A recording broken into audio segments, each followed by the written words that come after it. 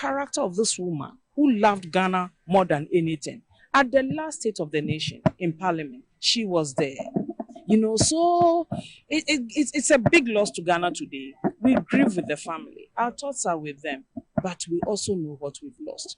We hoping and praying that this will enable a reset, going back to open the chapters, look at what she did, and see where we can pick it up from and continue with the agenda.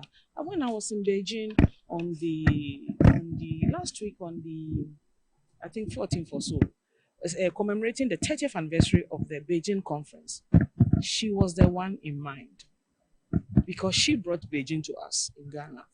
There's no way that history can be written without her name in gold.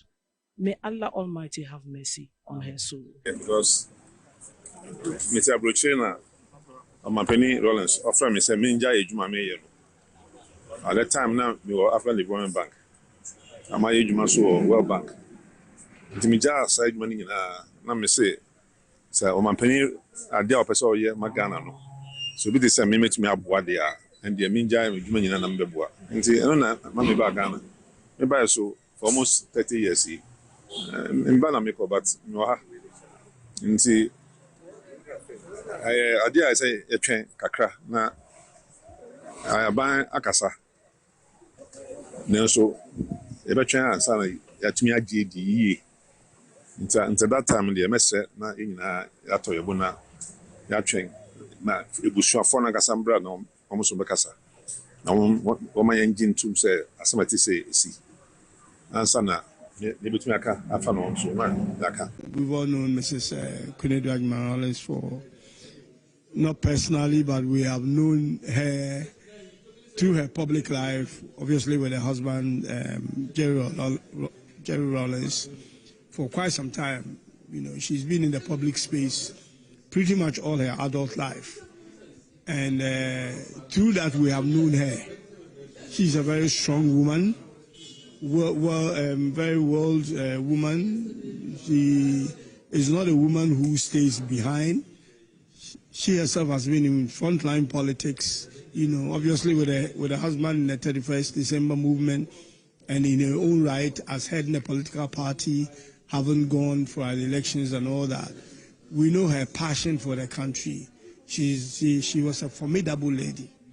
And it is not surprising that she's done all the things that she's done, including mobilizing. When they talk about all these affirmative actions we are talking about, she's one of the sources where we talk about mobilization of women, to stand up on their own right and do things for themselves. I was actually not ready to speak until I get confirmation. But all over the media space, I'm seeing that, it's actually an information that is confirmed. And it's a very sad loss for our dear nation, Ghana, that 5 years down the lane, after losing, former President J.J. Rollins, Nana Konadu Rollins is also going to join her husband with all the experience and exposure and, the political astuteness. I think Ghana is a loser. I believe that this is what we'll say for now until we hear from the family. Then I believe that we'll be able to make any additional comments. If I had Ghana in my hand, I've said one thing already about trying to bridge the traditional and the Karicho? And what? Karicho? Yeah, the culture with modern politics. Because I feel that if we are able to do that, it will recondition all our minds into knowing that it's important to care about Ghana and make Ghana work. And then through that, we would also know that if everybody were pilfering from Ghana, Ghana cannot stand on its feet. So that is one thing, other thing that I would try to use tradition to address. Because as we were growing up, we were all told that for you to steal, it's not nice when you say it in English. For you to take money that is not yours, Right. let the money get embarrassed. Right. Let me put it that way. I think you understand it better. It is not only illegal, but it is It's immoral, immoral. and unethical. Totally immoral and unethical. So, and the traditional thing can sometimes reinforce our behavior and our behavioral patterns to such an extent that there are certain things that we would just not do if we just put ourselves into a traditional setting. So that's one thing that I think we should look at. The second thing, Shaka, is the fact that if we look at our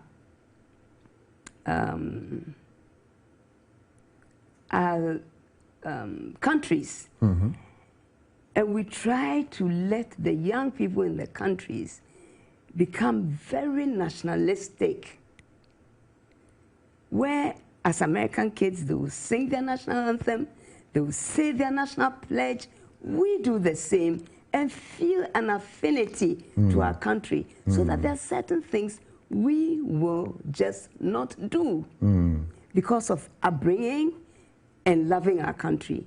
Now, the third thing that I think I would personally do is to make sure that law enforcement agencies, be it the police, be it the immigration, be it the military, whatever, understand these norms. And we as individuals should keep politics away from them. Partisan politics, because it's good when every human being in Ghana understands the political issues. It's very good. Understands. But not partisan. Yes. So that they can do their work without fear. To put their country above everything else. To put the country above everything else. These are the three things I think I will look at.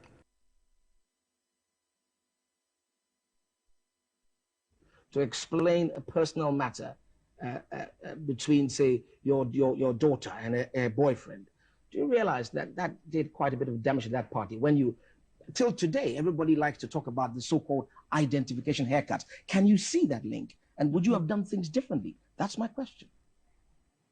David Ampofo, let me tell you this.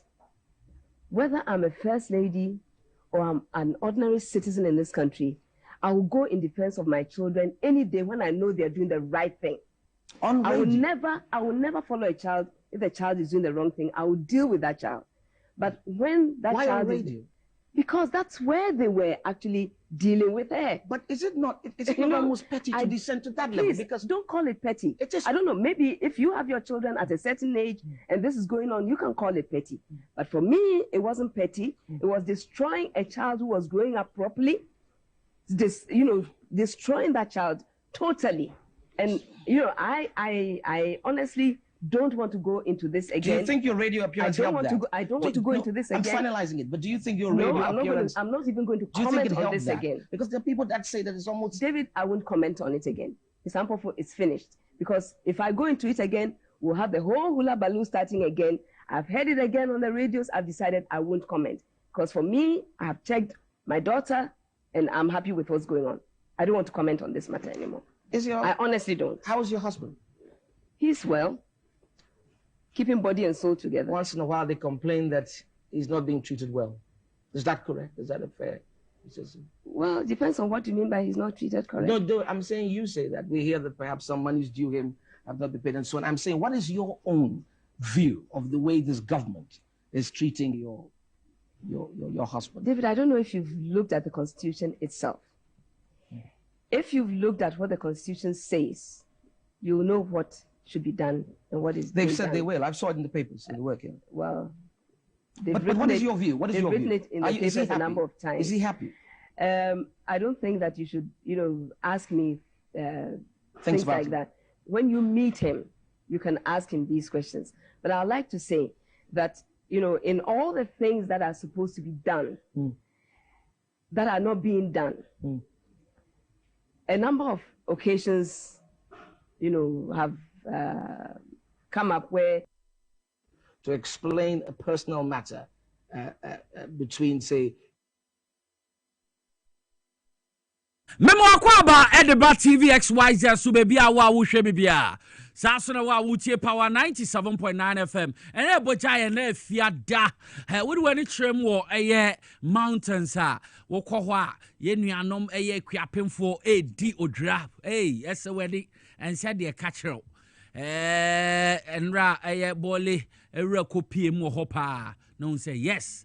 Akuapem omu bedi eye odra mpa. Nti ekropon ende ochena eni kwesi ada me aso me gire mu ho a anu odin pa nti ye nuanom amo mountains ekuapemfo na odra ye mamo happy anniversary and I say happy festival a omudi a ye na ye beboa ma bibie tumi akonkan ye ma bolera so akwaba say bolera so ekopie mu ekropon a odra dwumedie ekoso na esewani ense de katro nti yemfa nchia kese emfa mamu nyina say Wednesday no me kan bibi wa ha me san esisu biom head teachers a mo wo various second cycle schools metre senior high schools a mo ne teachers ni bi asmaso odin enansan me reassure me bobodin ko mamo ye no yenhwe manense ye reset o man Ghana head teachers ni bi asobrache o maso odin Besinda make say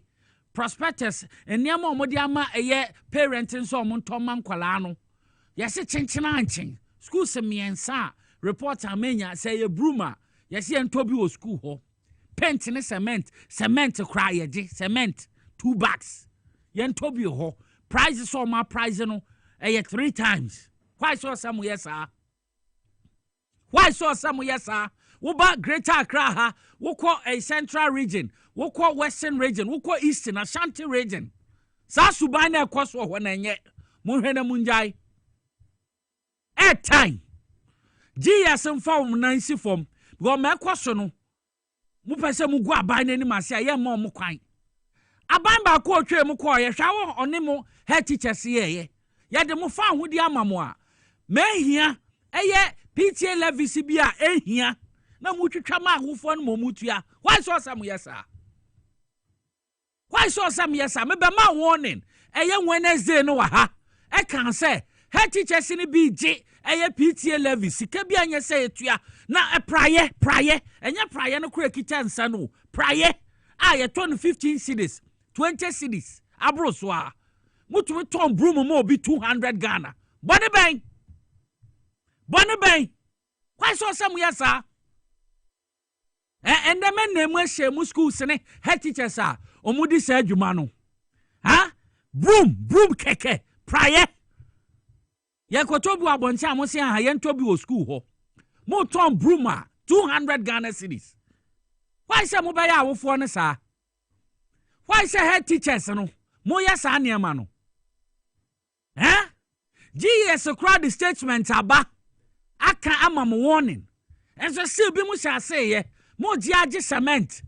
Eni niema ehia penti na moje. Ye koto bibi so aba mosi aha. Bade ya nhwe masa niema no nkoso. Awufu ni bi ya Awufu no ebi ya Ebi so asam no ha omo. Enti no mo de ebeja ye no. Head teachers no mo ye nenye. Ye reset man ye ntra ma mu ngwa ban na ni mase. Ye bed na mu ma hyem mu. Yama mu kwan se mu tutu bibia kama aban na ba e de niema hye echi de niema ehia levis ahoro na mu jeje why where your last time ya better chance Mrs. schools no me ensa wo Greater Accra ha 3 so central region 4 western region Ashanti region ye 5 eastern region ye 2 na menyo mo report o mudin wa ha head teachers ni na so din ka ho na teachers ni bi so ka ho o mudi se adwuma no why so some yes sir where your last one in a metro platform is so akasa GS crowd statement aba fa ho head teachers amogigi levies bia ehia levies bia any GS eyimu so samoje in the name of PTA mo de bu abo atan no where your last time a metre inside politics so and then akasa asemi say si bioma ye bebo mudin ye bo mudin a ye be make sure say GS any ministry no interdict sa head teachers no cause mu go aban anim ase mu go GS anim ase mu go ministry anim ase and sa asemi me report it ama mpanimfo na ye ni mu adi because ye ma mu mfa sa sika krono no mbobon about tiny bi because some are desperate and kwalande no mo banti no say mo bobo levies bi ehia no mo tuatua ye to praye 200 Ghana cedis broom ye to broom 200 Ghana cedis why so some yes ah say emotion painti a ye ton no emotion paint enche enya de bedu 150 kra emotion paint fin de nketwe aya 200 200 300 omu to be motion paint ma student 500 Ghana ade nyansa kro no for the last time I met na akasa asemi sabiti biom Monday ye be da abobodin wa ha ya nemo shemu head teachers a mu teachers a mo bo abata ne nyansa kro no ye hwe ma ne nsai ye reset Ghana ye ma ibi mu nyankate bone mbesai aban ni din na ibi mu nya asam in the name of free SHS hweka yebo head teachers omu ye na amamboyfo a ye ni baby so amowo head teachers ri bia ye say omu pese omu ya aban no popular wo boa wonti wo be matemamufo abra wo momu bebre me make sure say sa de sentwa na ayama won ni ya tio entwa na ayama won ni ya next week ko ye bebodin your body a be interdict mu ina because ade time magana ye niama jisun kakra ba tan ne bre omo ba na PTA levies bi ehia na omutuatua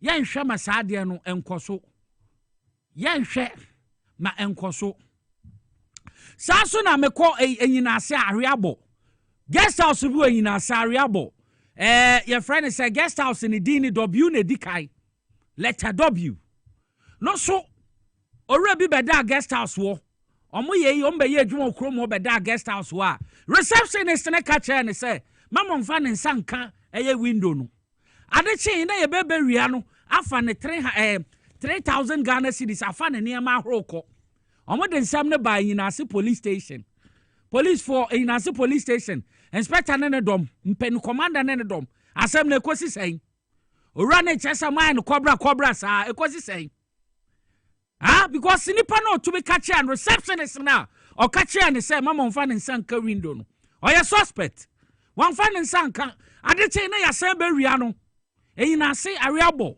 asem na miken asem no Yinase police station meshamu police service with integrity asem no how we see kono monhwe na mumfa yentu ye because yentumi ma sa a guest house kuria according to medema sututo form echese nkofo beda ho ade bia ye wiamo sa so ana omugu kro na anim ase omugu nkofo anim ase ti police for muntum nansi so asam na eche wo ho court no say kwa monhwe ma asam no nko because how mu si delay no ye ni nso ye ni nje ho ye ma hoho meda ho no mu ndi wo mu sa abone no monhwe na monka asem no anya sa hotel no very soon mebo no sudidi obi ehu enti de ete no ware abo Yinase areabo me amikro munzimafo na sa case wo enti monhwe na muntu ho na mo maye na bibia entumi ndadin anya sa ye bebodin na yakwa yanima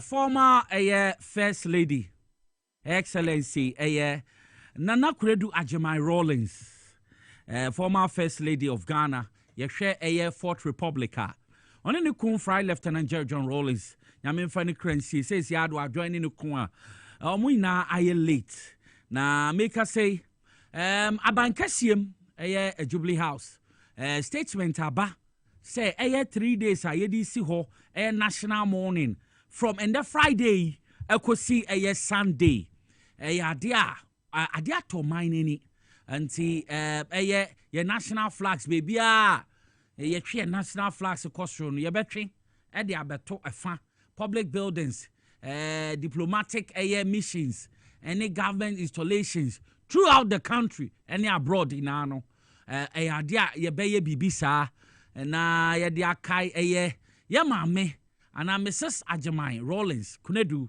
kwan ono so or dedicating na brabo commitment near more the boy teacher woman empowerment bekaya oye bi pa 31st children's welfare nchamo kai 31st bue ni daycare se ni ade obo no hombodin ya maame Kunedu bo no hombodin ye papa social development ne de na se weni ense de catch obekaya CC Pampana, CC Pampana, CC Tata Bong Saturday be about 4 p.m. Na na by the fireside. And that the end of Kukuanansi, a Jumaba. Kukuanansi crying a Jumamba, who program ya no on a money Jumaba. Hey, the bo forward. Nina no mon sponsor, Sa Jumediano. And see, Yama Miabi. Why be papa. Panty, where your statement say fee a bank Simaba, Felix Quachio Fosu MP. Or no in charge of communication, minister in charge of government communication, or presidency, Nensa share assay, and Mabanono. Say, baby, I walk Ghana, na baby, Ghana, a frank, I'll be a dear him, no. Ye betraba, film fini, na ye dia kai, ma, minty every ne, quasi other dear, or mine, adiato ye ni. Na 2025 asemu year and China me catch ruby a year kukuda matiagu pa but nyame asem nti onu no ni meye na oyema enemba and Russell His Excellency John Dramani Mahama newly 37 appointed court judges no so yeso mu in wo Jubilee House my president Edi Makotene na omo hye nasono omo ye kom kakra in honor of the late First Lady ade a omo fa prayers so de ma no yebekọ na yakohwe wo dwumadi no abra omo de mini silence the kaye mame former First Lady Nana Kunedu Agyemang Rawlings.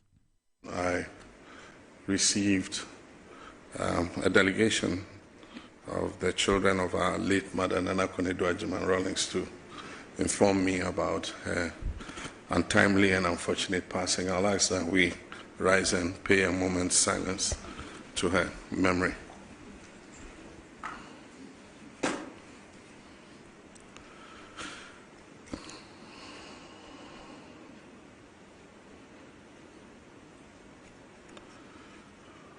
May the Almighty God grant her peaceful rest in His bosom. Thank you. Amen.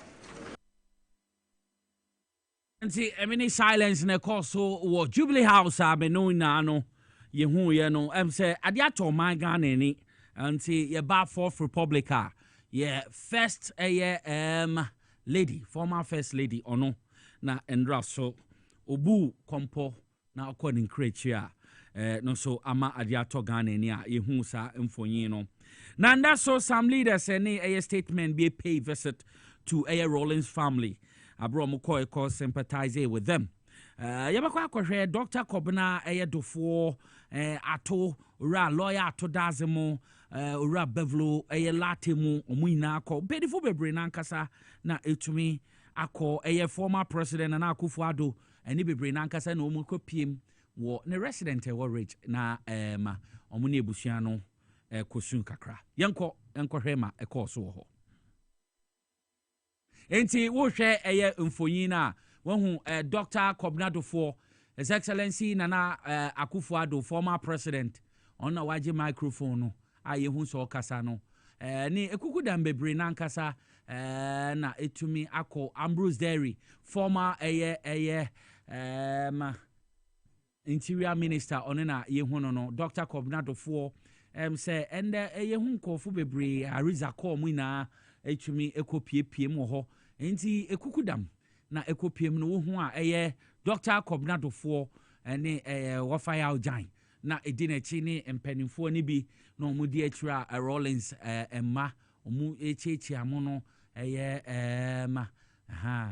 Zenato ne nua omuchechi amu ne mpanimfo ne bi ene na omakọ no we NPP so MPC ne bi na yehu omu so omu nema omu echi ano enti maye no ade ato ni ade ato omine nipa former first lady enti na nado danko Akufo-Addo one ne yere ne MPP mpanimfo ne bi so na ekopiem wo ho a wo hwe no television no so no enti de eteno no say ma esi no ayare hosem pa because endra na me ni pani bi di nkomo o kire say endra chi kra no no ne ye ma me e di nkomo nti say ayade a ayatete sem yenya ne nte kra say no ne GBC ana GTV kra we interview endra nso ni na no say ntumi ambam nyame asem de bia no ye say ono ano de mo no aso no je me papa bi si sa asem ne de ya no mpese oti but nyame asem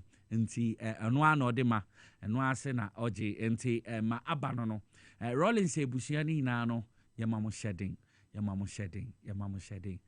nti nyame asem metene no ni na na bansa na ejaye ma mohata sori because ono na onim yema me nti enya nso onya 76 years no ho fa yi pa wo hwe yema me a bebia no motia note nti ebusia no yema mu na ya akọ yema mu shedding wo omo maame ne sister omadin na we film yema mu ya akọ papa na doctor Zenato Rollins ye maame Nana Akunedo Agyeman Rollins no firstborn former first lady so ede ensem atudwa na wahye kwan a eba ma omame so obu kompoko ni nkrechi yenkoti asama Dr.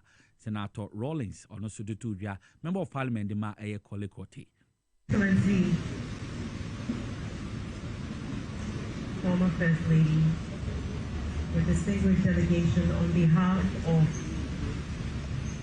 my siblings, on behalf of the family, I would like to extend our sincere appreciation to you for the love that you have shown us, for the support.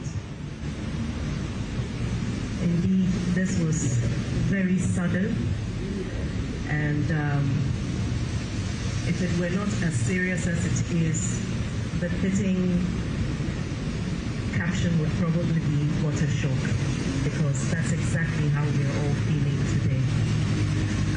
I think most of us are still processing the situation, but the fact is, as people who believe that God gives and God takes, we must accept that this is where we are today because God has chosen to take away his own. We would like to express our appreciation to you once again and to let you know that as soon as the family has come out with the dates and everything, we shall communicate everything accordingly. Thank you so very much. I think most of us are still processing the situation, but the fact is, as people who believe that God gives and God takes, we must accept that this is where we are today because God has chosen to take away his own.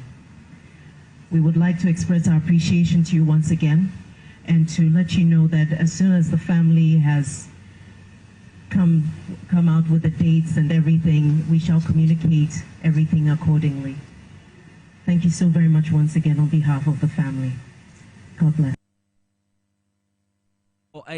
Rollins na yete nenka efano omame ewu ene edoma amakwa no mu sympathize with them omuchi enisua the kanka His Excellency Nana Danko Akufo-Addo former president so on so kopie mu ho yenkwe na yenkohwe mokoye na na nudi se obi kwa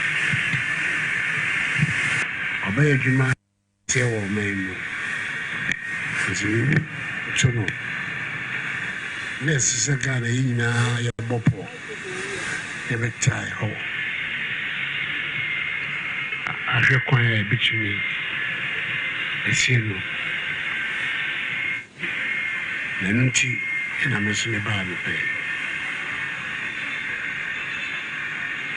oya madam fo onani kunina abe kame pa nti mkaze hiaso mwawa bebo mama ni amate hiaso mabafia na mezo ine sama betusem mama moyako timi baya amasem oba penyi ni petite oba be adwuma kese amome enunti na mesoma basa meba na wa be kamo ho na kwa be faso ebe tiano kwa no timi ayi mi baya amasem ti asem kese aba between na wo Ghana enunti ni na timba masem so. The former president, His Excellency Nana Addo Dankwa Akufo-Addo, ono so kopie mo wo ye maame a wenye ne baby ko fie ne ebusia so kokasa ono na yete na no di sema odi tu dwa no enti former president Nana Addo Dankwa Akufo-Addo ono so na no di sem ne bi na odi atu dwa no na yeto aso a make us say Minister of Education Sanya Member of Parliament the ma Tamale South NP Ura Haruna Idrisu so ono visite family no former president of Liberia Ellen Eugenia Johnson Sirleaf ono so etumi ni ebusiani na no I can sympathize with them and also akoso sa woma yenkwehwemra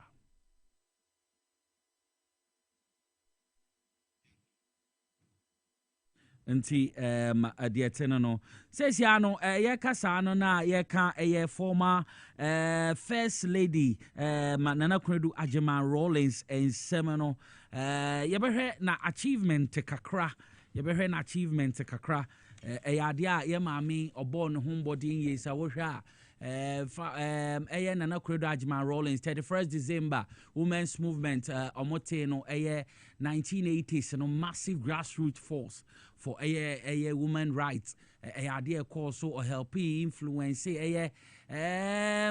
inheritance law reform that protected widows omwa sabi wa kunafo omode mbraba de bokunafo ho ebrayi papa at its peak no over 2 million members one African largest women group also idea ye maami bua na no dim akotene ye papa or a first female to lead a majority presidential campaign in Ghana 2016-2020 until ban politics and also a former first vice chairperson the NDC before breaking away akotene party NDP and also no ye maami achievement in the bebre nankasa ye maami Nana Akufo-Addo Agyeman Rawlings bebre na waje de aboa ebekaya na yesusade omoko Beijing conference bi wo China omo baaye ono no mba na baaye o se ma bema tumi ye no mba so tumi ye mo kai sa de no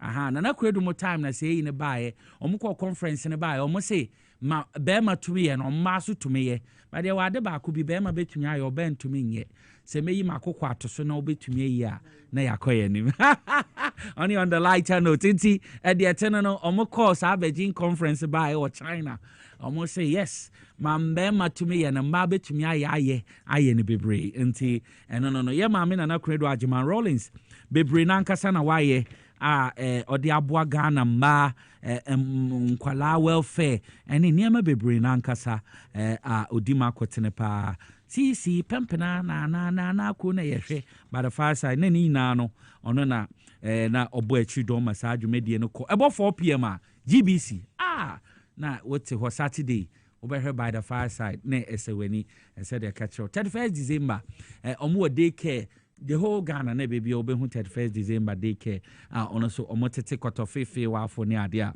na FAE papa na yeto adwumadie so Endra His Excellency John Dramani Mahama on a new 37 judges ni dinkomo na okachro mo say Ghana for omumma Ghana for nya gidie wo justice ahuru mu wo titu wo Ghana judges ya mo mo kwan say sia no mo kokoti nkobu nsem ni ade because do baby na judiciary service no I say my Ghana nkase gidie wo mu no aye bibie ho yenkotie His Excellency John Dramani Mahama na no di sema ode tu bia wo sansem no abai swear in 37 judges no both the majesty of the law and the mercy of humanity. Ghanaians will be watching and applauding, not to find fault, but to find faith. Give them reason to believe that justice still lives here. My lords and lady justices, today Ghana places in your hands both a gavel and a torch. The gavel to adjudicate with authority and the torch to illuminate the path of justice. Let this be the era in which the High Court stands as the living symbol of fairness, efficiency, and integrity. And let every Ghanaian who enters your courtroom, rich or poor, powerful or powerless, leave with the conviction that justice in Ghana is not a privilege, but a right and a promise kept. I urge members of the bar to honor their duty as officers of the court, to assist the bench, not frustrate it, to seek justice, not merely score victory. Let us end the culture of needless adjournments and delays. Let us embrace efficiency and digital transformation of our courts. For as the saying goes, when lawyers play with time, justice becomes a casualty. Let the High Court be both the temple of the law and the house of humanity. Behind every writ and affidavit is a human story of loss of hope, of survival, a dismissed teacher, a family displaced, a young person wrongfully accused. In each of these cases, the judge is the final line between despair and dignity. The late Justice Sandra Day O'Connor once observed, and I quote again, "The courts must earn the trust of the people every day, one case at a time." Quotations closed. Let each judgment you deliver add another stone to the bridge of trust between the people and their judiciary. As you've taken your oaths of office and secrecy, remember that you enter into a covenant not only with the Constitution, but with history and the people. Future generations will read your judgments not only for legal reasoning, but for moral courage exhibited. Serve the Republic with humility, guard your conscience fiercely, let your courtrooms reflect both the majesty of the law and the mercy of humanity. And that is why our reset agenda places justice at the center of our national renewal and transformation. We're reforming the court processes, modernizing judicial infrastructure, and expanding e-justice platforms to improve speed, transparency, and access. But no reform can succeed without values. Fairness, integrity, and humility must remain the lifeblood of our justice system. For justice is both a system and a spirit, and without the spirit, the system loses its soul. Judicial power is unique. It commands no army, it levies no taxes, and yet its word can free the innocent, restrain the powerful, and even correct the state itself. And that is why integrity is not an ornament of your office, it is its very foundation. The law confers authority, but only integrity confers legitimacy. Across Ghana, our elders say, when the chief's judgment is fair, peace reigns in the village. And likewise, when the judge's decisions are fair, confidence reigns in the republic. His Excellency John Dramani Mahama na on a 37 judges no on your mudin komotu omofo echomana montuna expectations of Ghana for yeshe efi omoho and raso 63 minority MPs declare omo support the ma former vice president Dr. Alhaji Mahmoud Bawumia say obetumi atu franka de ama the New Patriotic Party anti we ya and raso a course so moment kwere sa akasam for yin embra. Today over 60 members of parliament, in fact, it's 63 precisely, out of the 87 minority members in parliament, stand together in unity and conviction to make this clarion call. We declare our total and unwavering support for Dr. Mahmoud Bawumia as the next flag bearer of our great party. We make this declaration not out of sentiment, but from deep conviction. We have seen his work, his discipline, his resilience, and his readiness to serve. We believe that Dr. Mahmoud Bawumia embodies the next chapter of the MPP's vision, a future built on competence, innovation, unity, and hope. We affirm that Dr. Mahmoud Bawumia is not just the candidate who can unite our party. He is the leader who can win the confidence of Ghanaian people and secure victory for the MPP in 2028 and beyond. He stands as a symbol of renewal, bridging generations, breaking barriers, and inspiring the belief that Ghana's best days are yet to come. The MPP, minority MP 63. We are 60, I mean 7 and 63. Make us 67. Now 63 I declare 87. We 87 now. Make us say 63 declare my Dr. Mahmoud Bawumia. You yate.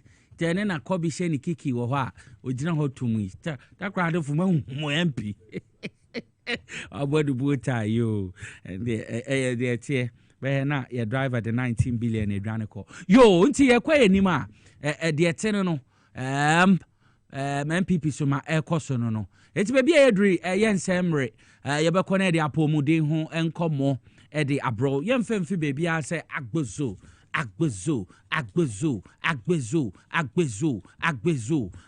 na me kono ho agbozo herbal clinic doctor we wa been ye be ma abaji ni tuo wa embro wo mpem oba asabi wo so nya atenka infections se gonorrhea syphilis chlamydia mo ni ade ama wo nya ade anyame ehia so ampamu atenka no wo nya me ba che oni na no make a say no ade a wokɔ doctor obetumi abo ye papa yare ahoro wo your ba infections amasesi anana ba hɔ a ohun niema yi ɛwɔ de tie ni na no doctor obetumi abo ɛne yare ahoro bebre na nkasa na doctor obetumi abo na wahwɛ no wetu ase doctor say ɔde nduro bi so ba ntemu nya krado na kikim papa wo nkrankrodue ma kwashiman close to Chief Palace wo saso no call community 25 tema do wenya pem ho so be hu daft track ho anameboa ho no oben ho nso be hu saso no kuma asafo so no so kwa be hu nti mempesa o kase enye saa na nyame bo me saa na nyame bo bati dru a wunya ye ntia wo hu doctor obetumi aboa ma wesi PSita doctor akwaba bibi aboko de Ken me hodene no ejuma bibia de ya me adom Nyankopon adom na Ken Nyankopon onhyira munyina evi se this time no mo kra na mo ma directions no obi aba wase Nicholas we ba wase Mugabe tell me minimum ejuma pa wo ye enamzi tina me directing call for what was wo ba ejuma na ye platform ye mo bi akeke metena so sa yes woni me de. Over to you, doctor. My idea, papa. Na enchia surunku koma mwa. Mosumo ba enche na muguso recommendations mudi adanse de boa agbozo heba clinic na a young doctor like me say na Nyankopon adom na mpanyifo akukudam eba betra ye nchen eba yenim ebegia yarehwe na wo mo konso a wo mo befro no mo aboa so se koso na ye adwuma pase ya na me moto no eda so ye no man has an expiring date. Bema nguya ne bema engu eno ena eye mutu no na me pesa me ka kire wo se wo hwe me na wunya ma ye nchen a me frɛ wo se me tu me nsa frɛ wo se bomoden a na tu anamo bra me nchen na agbozo herbal clinic sa wo ba ye nchen a de ma ne ye animonyam hye wo awurade nim ne se yade a wo de ba ye no ye mfa sa yade no enkofi se o de sexual weakness ne ba ya me pa cho o de yade baako ene baaya ayaresa bebri ena abesan ede yakọ enti agbozo herbal clinic de yes no man has an expiring date he your charm we ayaresa papa fie pa enti bomode anafo ani kire ye nchen na wo ba se Nyankopon ya adom na maw eka ho na wotwe di ampon ɛde n'anim onyam tɛɛ kyerɛ a wo nso a wɔhwɛ me no wayaresa no na yɛyɛ furo na ho atɔ yɛ numbers no egu screen no so na wa wotie me radio no so mɛsa abɔ amoatie na ma menhyɛ aseɛ ɛmfiri yadeɛ wi a yɛfrɛ no sɛ prostate enlargement nansɛn menya ho complain papa na menim sɛ ne season nie di a mmarima no bebree sisi a no dodoɔ no afrɛ me a doctor mekɔgyina hɔ sɛ meedwo nso a na Johnson no akem entumi ma metumi yi so 2-3 hours obi won mo betuma ka doctor metumi gina wa Johnson no emma na me amata sa to me zip mu but me kwotena se a na me hu se mayase ehwe me ade ba ko a ete ne se nyankopon ebo no emre bia ne minute bia ne nipedua no Johnson ana nsu a wase yipie na se wunum nsu a na se wo kidneys ne niama no esone so yi ahoɔden na nipedua no epe wo mu wi a de aka no eye fi ma nipedua no entie wo se eyigu eye out enunti na onyankopɔn bo se the urinary bladder any prostate no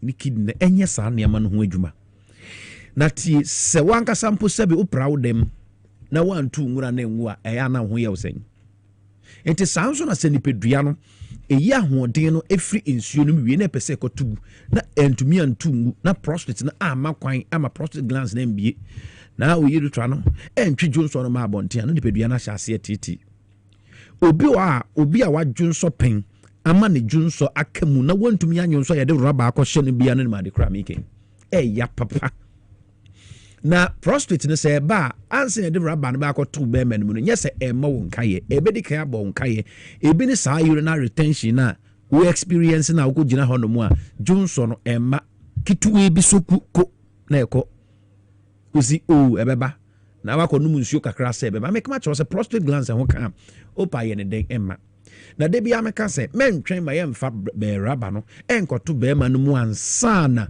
watu ho anamo emma no bebre ba menkyia na rubbers no edida wo memo asa eba saa ye ma wadru na medwuma no ye din kakra oti ase enti mentwen the moment we who step prostate no ebia wo Johnson no delay wa Johnson awie no na ebia saa kan gu pant no oti ase Johnson tumi se ensaye enwa entumi mma bebre wotena se na asaye se Johnson esa dew ena se prostate no se emu ebia na se eye kese a de eye wo ne se Johnson a e wo se wo dik hardness bi kan wo chim kakra ansa na Johnson ba na mum no se Johnson ana se o prostate glands no ana o PS no very good a o gina na o yi be ma less than a seconds na Johnson na shase eba na wa Johnson you so to me say yes bladder no it is empty enti se o hwe me na feel sa de we a de enta me bo hu dawru na ya de a etaba me nchen pa enti se o hwe me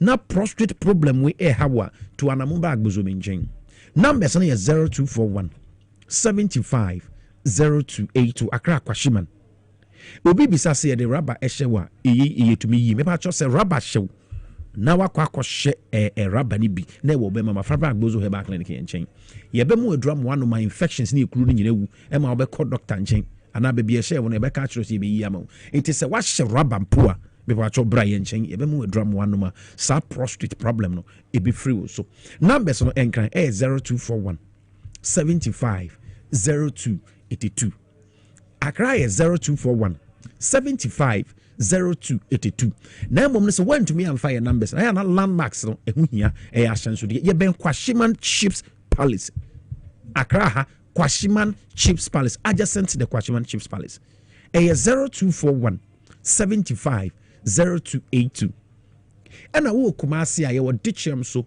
main 5 old insurance junction ya shell rubber and now Junso into me ma for any chile branch no e will come see ditch him so old insurance junction and a main 5 old insurance junction mun fa Kumasi number no 0553 417752 and I open a fienya do we nya any important one mo community 25 hono mu nyina econo a mo beba Savannah junction any def track estate na di hwene mu 0557 402696 obeba abeji edru anawayaresa no ewo community 25 tema shama ni important nyina no community 25 0557 402696 yedi prostate wi no na ye ba yade bi a your friend erectile dysfunction. Say bema when yini ako when you kakra mua muta edi from the age of 40 years and above no. Nyina me pouch wo hormones anase testosterone bema when they produce hormones hormones edema bema na unya good direction. Testosterone no say nyina the productions of hormones is ne ba for to. It is a now from the age of 40 years.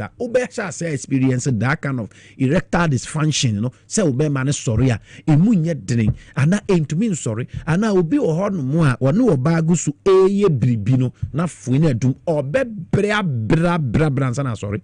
And a best one can banatin cantico. And hormonal insufficiency, Emma watin cannot grab from, and Timema be any atinka, no nini blimpo baby.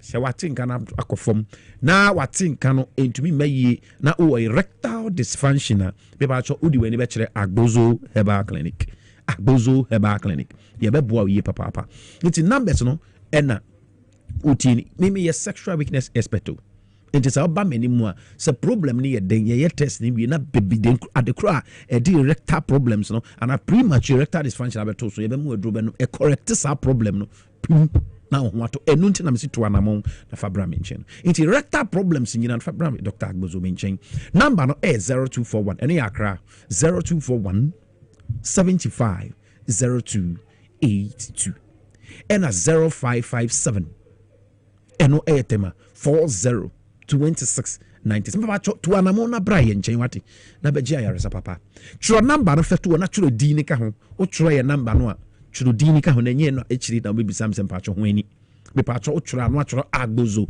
aka ho AGBOZO egu screen so na wa churu aka ho na wa frame no to anamo aba yare a etoso miensa a ye hwe e wo ya so ye pa no yare a ye friend say hemorrhoid ana se koko ni bra penyi hemorrhoid omo ane ama na hyehye motu na ugya na ade bia befua wotu na eye mo ya na emamu yimu titim obu ho no a obepai muja ansa ana se sebi mpreduasa e ho no keka no by heart se o hemorrhoid problems nko a o ye oba o ye akora o ye penya hemorrhoid timi obia uja ona na akokuba pi bomode asa odi wani be kire any of my branches ana be free doctor na unimi edi nkomo o pese won saka me ana ni medi nkomo a be ba cho frame 0241 75 0282 0241 75 0282 o Kumasi o tema me pa cho the same Agbozo no a enti to anamona ko Agbozo Herbal Clinic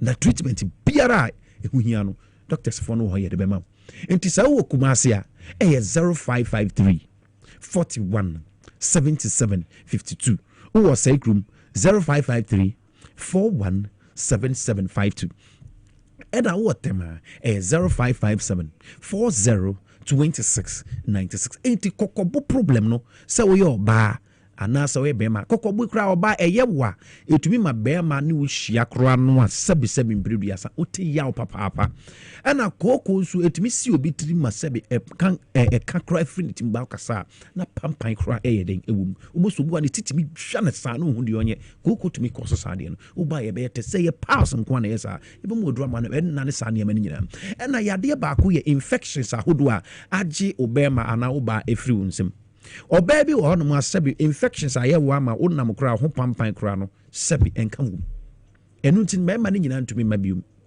enka epamo nipa efri nipa nchen enka epamo emema nti se oyo ba na wo hweme a me pacho menye self medication bra na be test ne the kind of infections awenya bra Agbozo menche me test ya do fire test me na me hu the kind of infection say gonorrhea say chlamydia say syphilis kind of test bia ye be ne hu ya de kra eye wonti a sebi pampan anu odene no eba wo so ma sebi utwemu e wo nipa mu kura no a na obia nkasa ede ne nsa so ne hwene eba sai ha adwen yi enti sa wo ye oba na ebia wase etakekakao nsu fitaa bi if menstrual disorders and also how infertility how oba people cho fa number there was screen so no ana say wadamfo bia e complain natural oba wase ugina no mu a obi wo no mu a infections to ugina nipa mu kura no otiti na say ana no refi ne ho ne ye video no and then so social media e common ugina ho say wo titi wo ba bi no na wo da social media people cho but modern say udi we ni be kira Agbozo Herbal Clinic na ya sasa ya de no e de ama people cho 0241 75 0282 ɛne ɛnkran 0241 750282 sexual weakness expert the penis expert ɛna matena sɛ no 0241 750282 ɛnkɔkorafoɔ no sɛ doctor wobɔ number no ntɛntɛm nti sɛ mepakyɛw wowɔ phone a deɛ wobɛyɛ ne sɛ simple fa phone camera no na twa number no wɔ TV no so ɛyɛ simple na ma wotie mu radio so deɛ ɛne ani die mu a fa pen natural no maako ɛnkran watwerɛ Accra Agbozo watwerɛ awie yɛnkɔ number no yɛ 0241 75 0282 ɛna sɛ wo Kumasi a fa pen natural Agbozo 0553 41 7752 any Kumasi oh ashama temane important voter region ho nyina 0557 40 26 96 yade Agbozo yesa hwe ye obi asabi rheumatism how bema moja ntimi ni afrusa no ode onsa no nan taye titiriti ompabo afru nan oyoba ofru adwuma mu ba na ayese wabodo wugina honuma no wani so biriw mepacho ni nyina yade a ha atwen bia na hypertension ena hawa wudi ni nyina beba Agbozo Herbal Clinic eno ni nyina no ema mema sam no enyeyi enti se wo hypertension na ama mema sam na yembra fu ani kire Agbozo Herbal Clinic high blood sugar ena hawo na obema yembra fu ani kire Agbozo Herbal Clinic menchen bia na umfa baabi adwudwu untumi nante wadwudwu da fom odi ekina enko beba chofo ani kire Agbozo Herbal Clinic Dr. Agbozo menchen memu adura mo wanu ma onsa ne wonan na awu na untumi nante untumi nsore no ye besa yade a yesa no ebi enam abobo e de akire wo no nti se wo problem we nyina bia wo de be kire ebi de beba yenche low sperm count ena me di twato na ebra me be aye bre low sperm count no ha mema no ene mma no obema sabi oni oba hia na wo sane a o sperm very light ema entumi nyim oba bra Agbozo ye bema na yesem pampa de ama no oba bia botra kora keke odwunso no botra kora no obanyim enti se awo na ye problem a Agbozo Herbal Clinic se to anamo bra yenchen na yaresa no one time wo yenchen ye bema wo drum one na ho aye den ho ato sisi yade e na hawo bepacho tini wo sisi no ho a se emu ya wo ya bepacho bra Agbozo Herbal Clinic yenchen ye ni akiri o hwɛ me we bia northern region o hwɛ me wo baabi akirikiri nanso ayaresa eni akiri ɛyɛ anamo a mo free north ɛba yenchen Nyankopɔn hyira mo tamale boliga wa ho no mo nyina o mutimi free ho ɛba Accra beje ayaresa Nyankopɔn hyira mo nyina yi enti sɛ o what this kind of problem na erectile problem na how ana say prostate enlargement how ana say hemorrhoid koko panyi how gonorrhea syphilis infections ahodo how na sa problem infertility ni nyina how me pacho low sperm count how fu ni kira Agbozo Herbal Clinic waposo arthritis how rheumatism how o de be ba ye nchen e ma ya hwew typhoid fever eno kra be ma tumi mo wanu mutu malaria kra tumi ma obe ma kra gine nti sa problem we nyina wo bia fa bra Agbozo Herbal Clinic nche be mo adura mo wanu ma ho ayeden ho ato na so we nya ho de ni ye kanipa so esmas no eba nti ma me fa we ntudwa mema no bebre a mo de adwuma ma excuses no me pa cho se wan sha ase anya ho treatment sisi a ema no be chimo yesi me bre no ayebe yesi kasa dudu yi entoponko asempa we etia number no me siso no sorry enkran 0241 75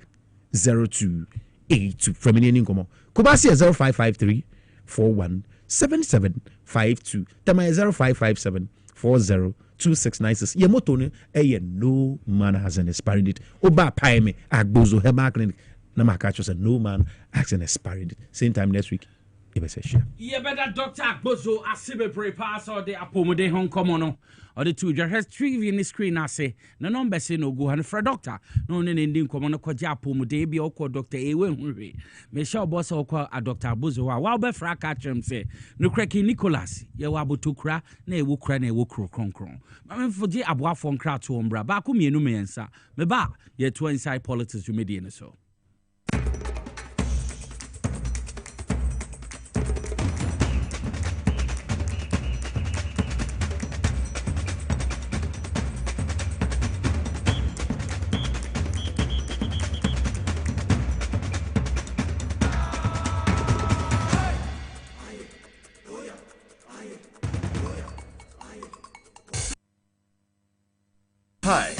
I'm pleased to introduce to you Cancer Mixture, a herbal mixture for arthritic pain.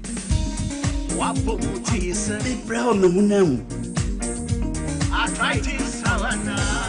It's me. Cancer Mixture,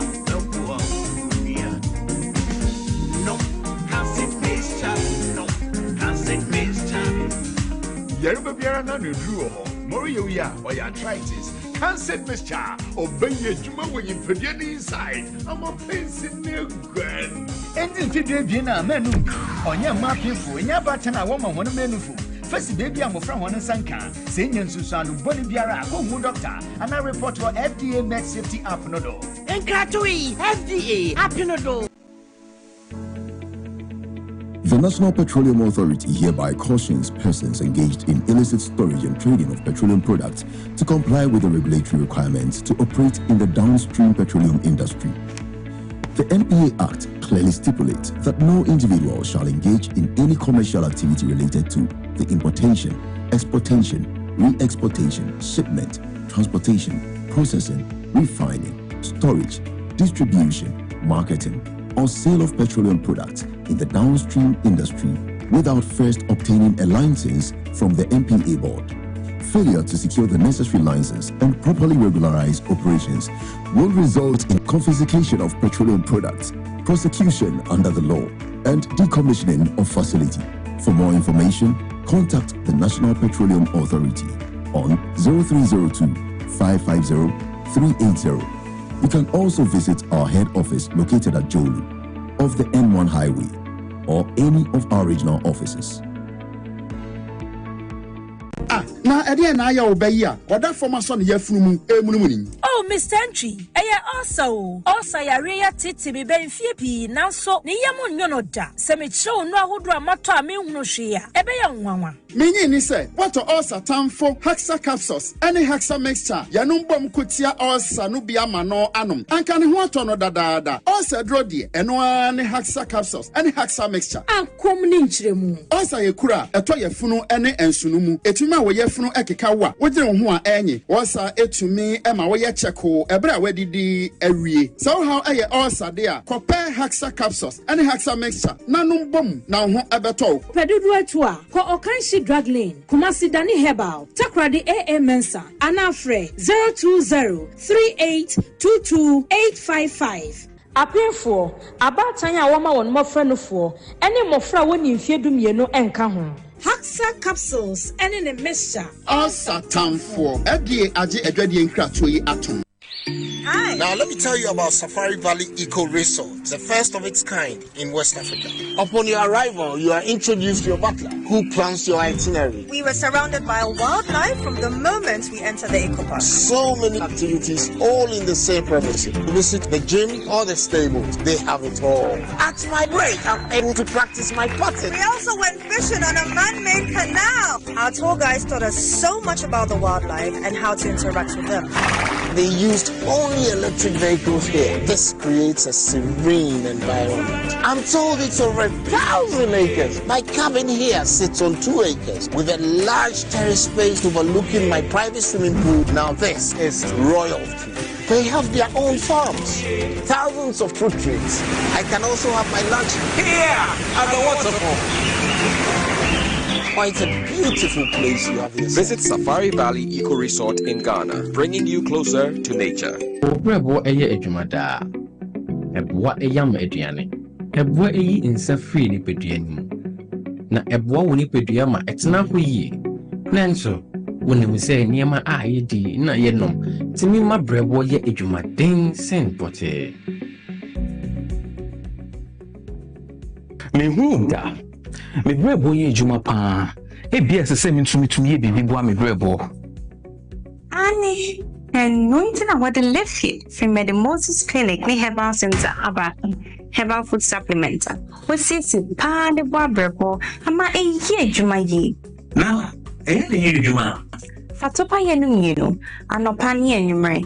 Na eboa ma obrebo ye juma ye sene be ya ebetimi anyam aduane a wodi esiesie ni peduane mo eyi mo kinsi ye eno na me brebo kia pa Ubenya Left Kid wa pharmacy herbal shops ne supermarkets a ɛbɛn hɔ sɛ wopɛ dodoɔ so atu a frɛ 0244 06 8447 Liftkit boa wo brɛboɔ boa wo nipadua ɛduro yi ɛnyɛ ma apemfo ɛma a ɛma ɔmoma nofoɔ ne mmɔfoɔ a wɔnya mfie dumien FDA agye dwadie nkratoɔ yi atum. The serene environment fits into the goal of the school, which is simply to provide excellent educational foundation for your ward's development before they commence primary education. At first glance, clearly you will see why the school is called Hebron Hills International School, as the building stands tall overlooking town. With a Montessori style, we have experienced and dedicated staff and trained teachers. Our small sizes classrooms are meant to enhance teacher-focused approach where children get one-on-one attention from the teacher. Hello there. We are open at 7:30 a.m. and school closes at 2:30 p.m. After school care is from 4 p.m. to 6 p.m., while early drop-off can be arranged at 6 a.m. Hebron Hills International School is located at Midye off the Nsawam Road. Locate us with GP postcode GW0688 GA West and GPS code 06884870. You can contact the school and make further inquiries on 050-876-2375 or call the office directly on 0302-918768. Email us at hebronhills.school@gmail.com. Hebron Hills International School. Excel and shine.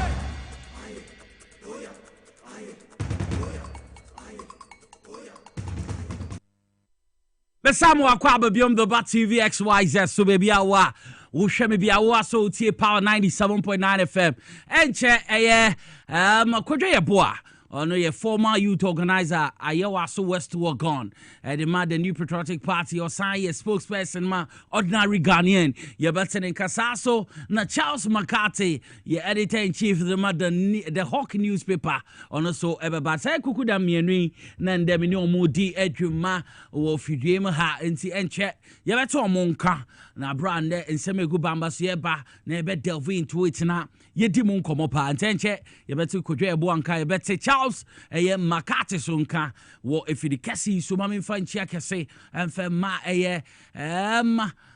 aboso gangway cooperative mine na wo ho ekukudam wo ho chairman Sofo Osman Dauda memenchia papa we war chairman aboso NDC saso na Dela Guda Renal no so ye war chairman wo no co war chairman aboso amichechi mo papa menchia shehu mo menchia se Scott wo ho te say Scott mashallah mo ho te say yichechi amu na zongo kokos ona wodano ho wosu michechi papa me you film Godfred Akrowe nkroma mpomo te say wo ho ene munyina adwuma mo bo ho ma menchia bogoso menchia king ne chief Alasan Chief Alasan waso michia mo bogoso papa king ne do mo bo adwuma michia mo mebata kwa dia na mechia MP for Takwa menchia no Isa Taylor Honorable Isa Taylor mpomo te say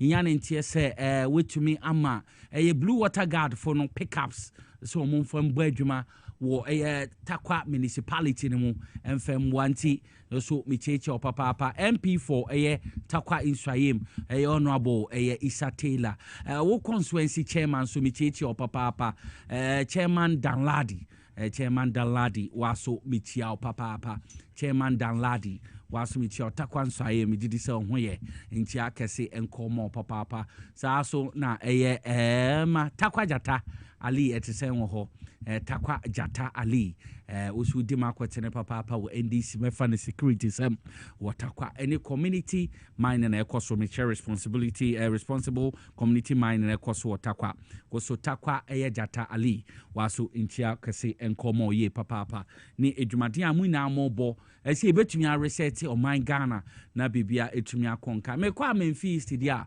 na mechia ɛyɛ ma chairman Nana Kofi Atochi mpo te sɛn wɔ hɔ edwuma amobɔ Memphis me gidi sɛ wo ho yɛ papa na ɛyɛ MC de ma ɛyɛ Memphis ɛyɛ Nana Eba waso nchia kɛse nkɔmɔ me gidi sɛ wo so ho yɛ pa ɛwɔ hɔ ansa na honorable MP Nicholas Amankwa mpo te sɛ Memphis mecheche papa honorable MP Nicholas Amankwa saso na Prisia Uni Valley and honorable Kujo waso intia kase nkomo Prisia Uni Valley constituency member of parliament honorable Kujo waso yecheche papa na MC a wo hoso yechia honorable yechia omuna yedidi se aye honorable aye yedidi se muna so mo ho ye papa nti se better no nche kukudam ne bedi nkonya atena so na yedi enkomo nsem egu bamba so na yedoso mu eposo mu yie fi se ensem ho papa ebehia se wo behwe TVXYZ with power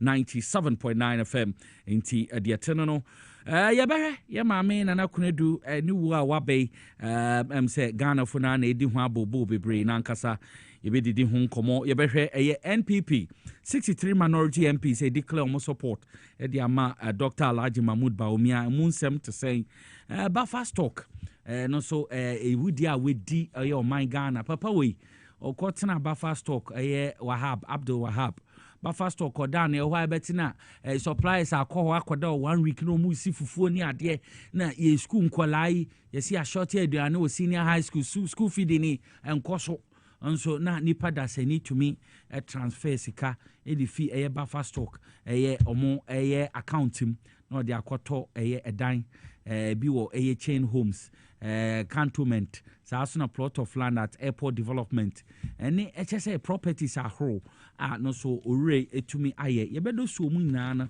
ya kan ho ensem papa ne charges de enye easy stealing ne HSA bebre nankasa na egubamba so ayeba na yebedi ho enkomo nti ni na no gubamba so a yebedi ho enkomo na me kanfo otwe herbal powder mo otwe herbal powder unye bi nom ya pebinom na otwe herbal powder me patcho Divine Hope Herbal Center na de abadwaman so be ma no ba usisi ye wo ya me kanfo otwe herbal powder e de amo koko na haw ana se why embre wo mpem unye otwe herbal powder e be bo ye papa libido no wo form stroke haw I am crobroni friend ulcer ana menstrual disorders na haw me kanfo otwe herbal powder amo mo be hia so be nye otwe herbal powder no one sachet na warm water nsu a mu aye dide kakra we dey be powder no sachet baako egum odi gum obo no gum you are good to go na de bia no obo baako an wanka say o ye bema obegina pintin na bibia etumi akọ enka Gapson Pharmacy Okofordua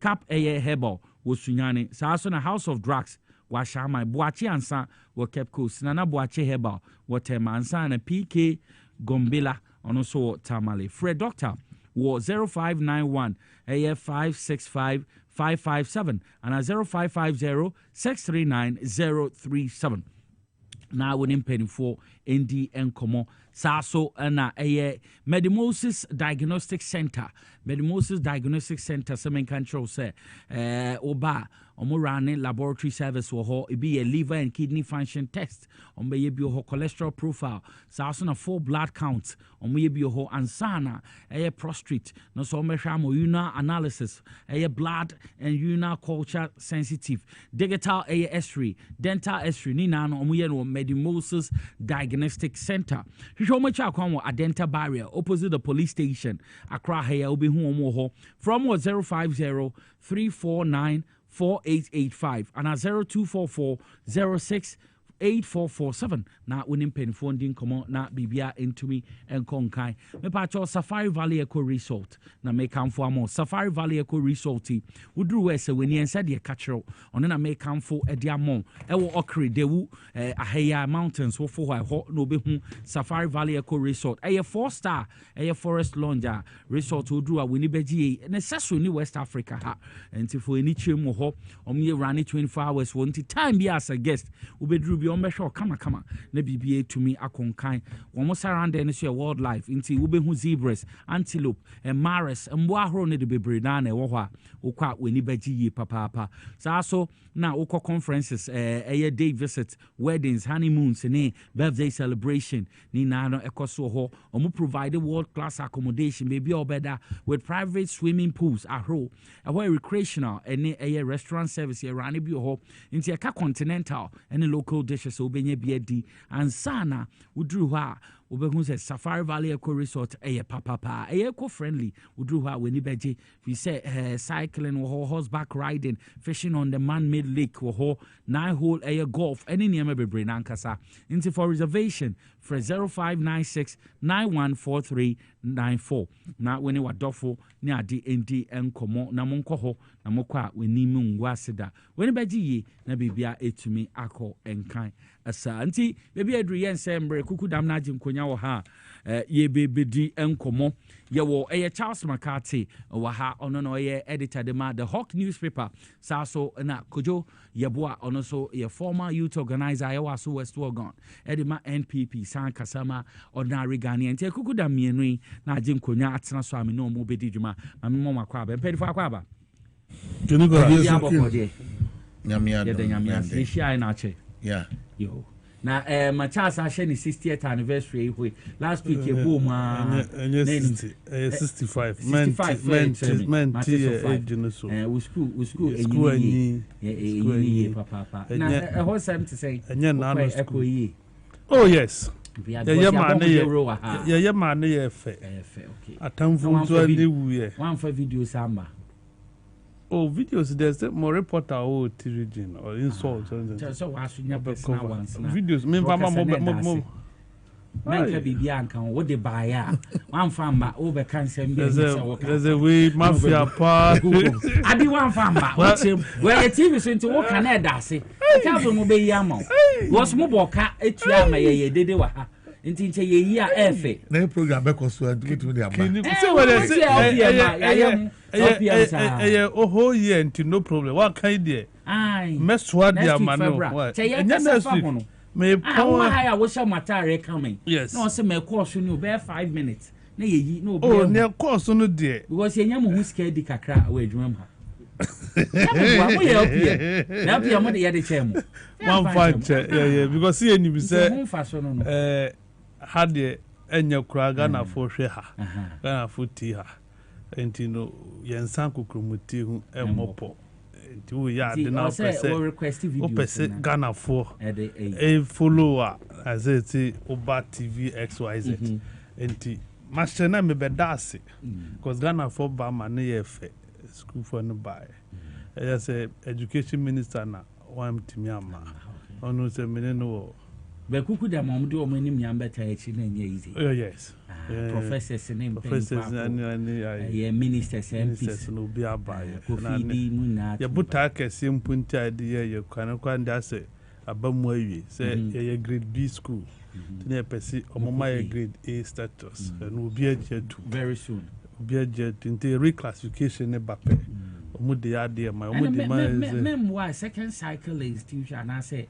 secondary school e wo ho bet me aka say oti modern near one of the oldest the whole of oti region yes be sen mo ana oti there oti region na kasek na betimi ni ya ba 65 enye na ma 65 brako ja kwa ba bibia boko nti ye do bibia ase obibia obuchi ye wo ye da ase all students ni di ye do bibia ase da ministers o maba ase mo amubua ye LPM ni na ase fo so ye da munyi na ase ba kaso so se ye ka se ye jingle ma ye wan mi we fi ani de mo pa ni show ma mi we na me da you can see a jingle my one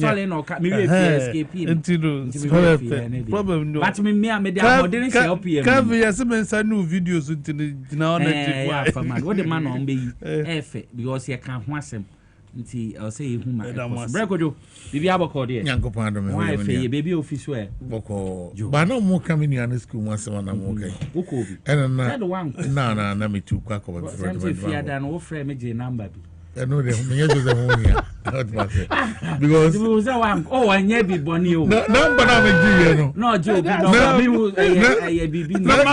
MVP third chairman, Bugabuga. Sebian, rules or no, as an argument, so. Jimmy so. To know I can't send me an instance so. One of them. I know J. PSA number. No. PSA who's near that gentleman. I forget the name. One of the interview. A Jausu. Now, TSB was 7 yard. And some phone or come for Alan Chamatin one. And I'm paying reply straight to the other actions. What have you before you? That's how you ever call. And Yansa for 1 people move work on UP or not Mazzy. Says I can't tell the plus count. What to Mazzy? I can't tell. Was it as a matter? That's how we move. Franto. You know, me Alan Chamatin be I'm part of that. Make your mama me penna or yard the other to near my and I'm on with the mobile and easy. John Pon. Auntie, John Mahama. One no, and then they want near Ghana, the water to near man. In the man was any gear. What must say? They be a show my name where the pay be a depend never back. That's a bit when John Mama sue and then a buying beer. And no pay. Oh, minimum so, but and near my and never be who getting on the if you are the man, you're full, Papa. If you are a tank, Massa, I was saying this in Papa, no one got Papa. Every your Papa, Mamma who came in when you're to my yammy, but I've been to 200 central from Corona. Eka ho bi ti so be mfasa ma. Okay. Ye be di ko bam se mama cha asa kwa ba. Ye sha ase dia MPP di ehwe in 31 January 2026 no mo be yi omo flag bearer. Andra ye hu se 63 MPs declare almost say so ye 87 na mo declare almost support dem Dr. Mahmoud Bawumia. Abbas ubetumi 87 was be your court.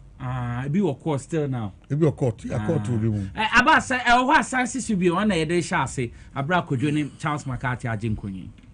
Today over 60 members of parliament, in fact it's 63 precisely, out of the 87 minority members in parliament, stand together in unity and conviction to make this clarion call. We declare our total and unwavering support for Dr. Mahmoud Bawumia as the next flag bearer of our great party. We make this declaration not out of sentiment, but from deep conviction. We have seen his work, his discipline, his resilience, and his readiness to serve. We believe that Dr. Mahmoud Bawumia embodies the next chapter of the MPP's vision, a future built on competence, innovation, unity, and hope. We affirm that Dr. Mahmoud Bawumia is not just the candidate who can unite our party. He is the leader who can win the confidence of Ghanaian people and secure victory for the MPP in 2028 and beyond. He stands as a symbol of renewal, bridging generations, breaking barriers, and inspiring the belief that Ghana's best days are yet to come. Peace, declare support to the Dr. Alhaji Mahmoud Bawumia. 31st of January 2026. Flag bearership reason. Kojo Yabua, Yanchase, MPP. Many of the Azimfa Konya. Yeah, mean cheti for Nyasha. Now, I'm saying I fear that. But my name and Queen and me move feeling, but still down. If you're history anymore, and you want to. And now, can only be Nipasi say, or could not some support to be. In where consensus, so you'll be a consensus officer that answer more consensus. Where they be Bikaku, and yes, I remember Sata Manakufuado, and I like Matemo Kono. Sata, former chief of staff, Fremont Sao Pari. No MP, I was so good. Let me you talk. Okay. Let me you talk. And the time I know where you talk. Yeah. Okay. And you are no, maybe money are worse. If you are more like Chamatino or Kufuado, what declare my Muslim declare my lunch. Because as a beat, I was worse or go. Me beating is so. We'll be having no compare record. Don't must say. Wow. But declare my Kufuado. It will be Gina and Kokasa. And to what I some of them say, but control no. Okay. So the constituency be a more organizer, another chairman, another organizer be and will control constituency, one will drive the whole constituency. Some of the MPs, so can shall let some win here, will be one of the 5 or the 10 and the win here, and any difference in the thing. And that crowd will lose our way to touch it. So I don't know the way you're the shaky. And no more MPs some way. I can assure you, what check up in cases, sir.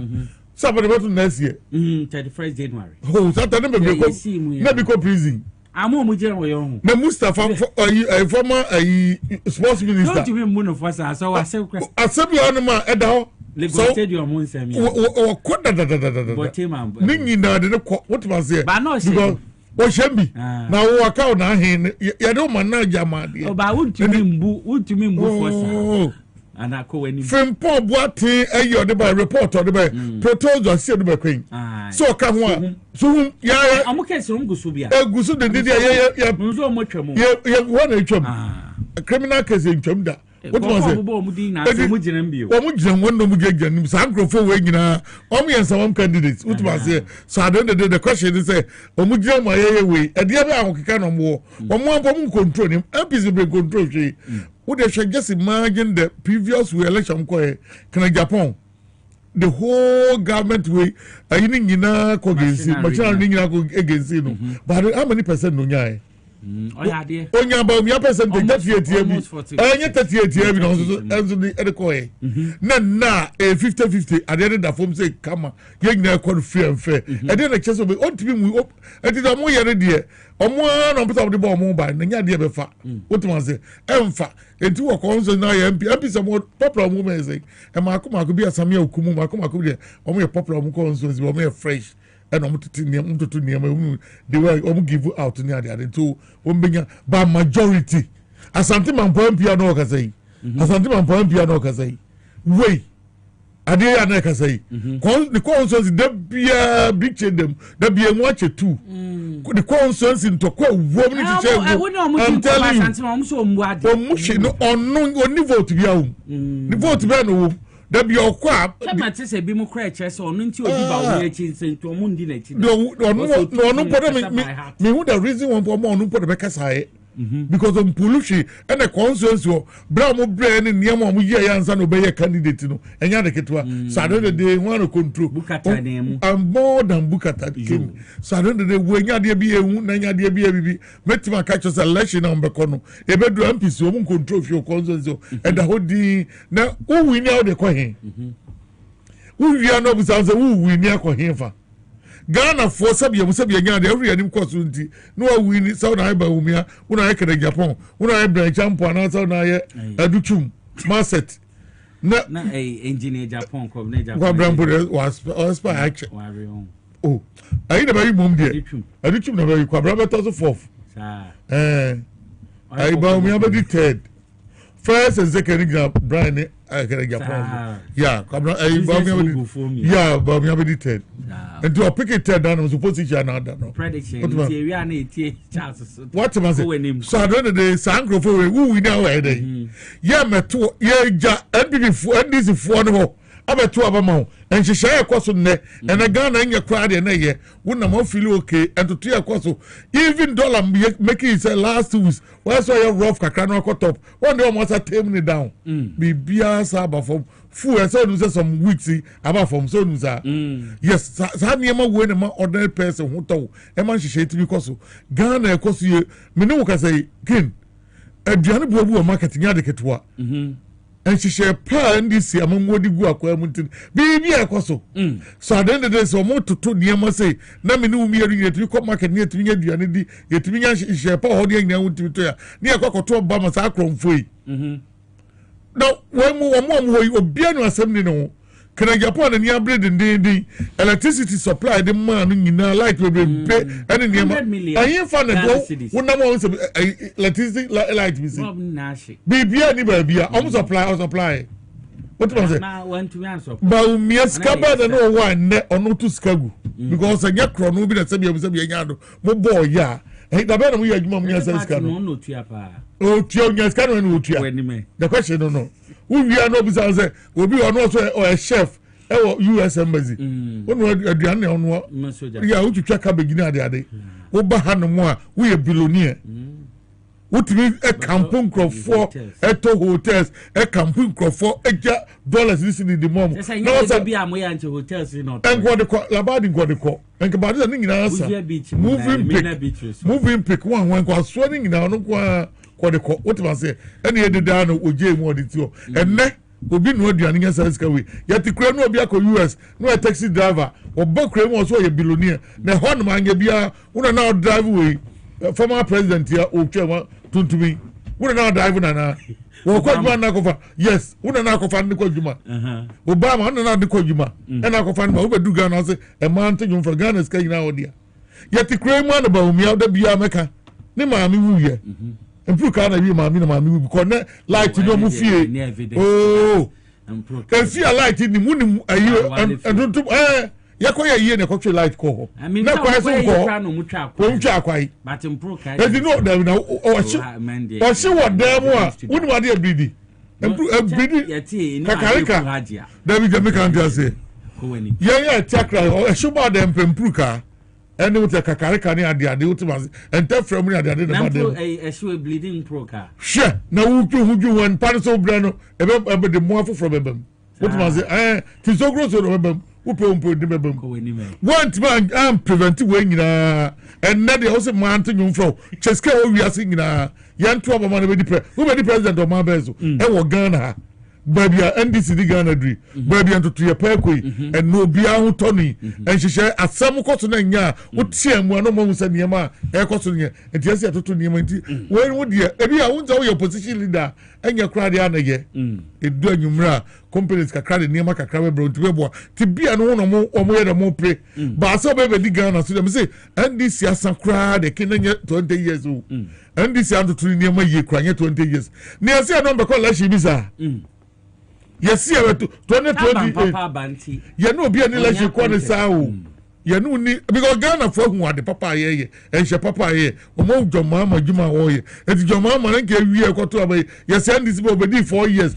ya sad commerce ankro from so fanko ni ati ase ni de amom nom de ko no ohia tete e kom ni ayi ko mu ni pa ho tete e bo na akromfo sa be di so ni o mu ko mo anim ni ati kro we mu what's that for be adwane NDC CEO so bi and say be minister ni CEO omo na bi omo no kra kampo e wa chire kin be ka no kra na chew so be ka no kra so omo ko yi and ga say be mu yesu amu in ana mo mpani di omo e mo appointment no and e mo obi abo ne udua ye ko pe isa abuzumfo omo smart in mo obi abo no enkomo ka no kra bi so hwe institutions ni bi eni ma boni e course pa si ofo no ko ya o ma ka o mo atuma e be anwanwa sebia sensansase ana nka bibio bia so be ka no kra bi o mi amhwe bi ne kuma kwakwa safagye what do I say scholarship secretary e ho de mpo ne ho information de ba bonten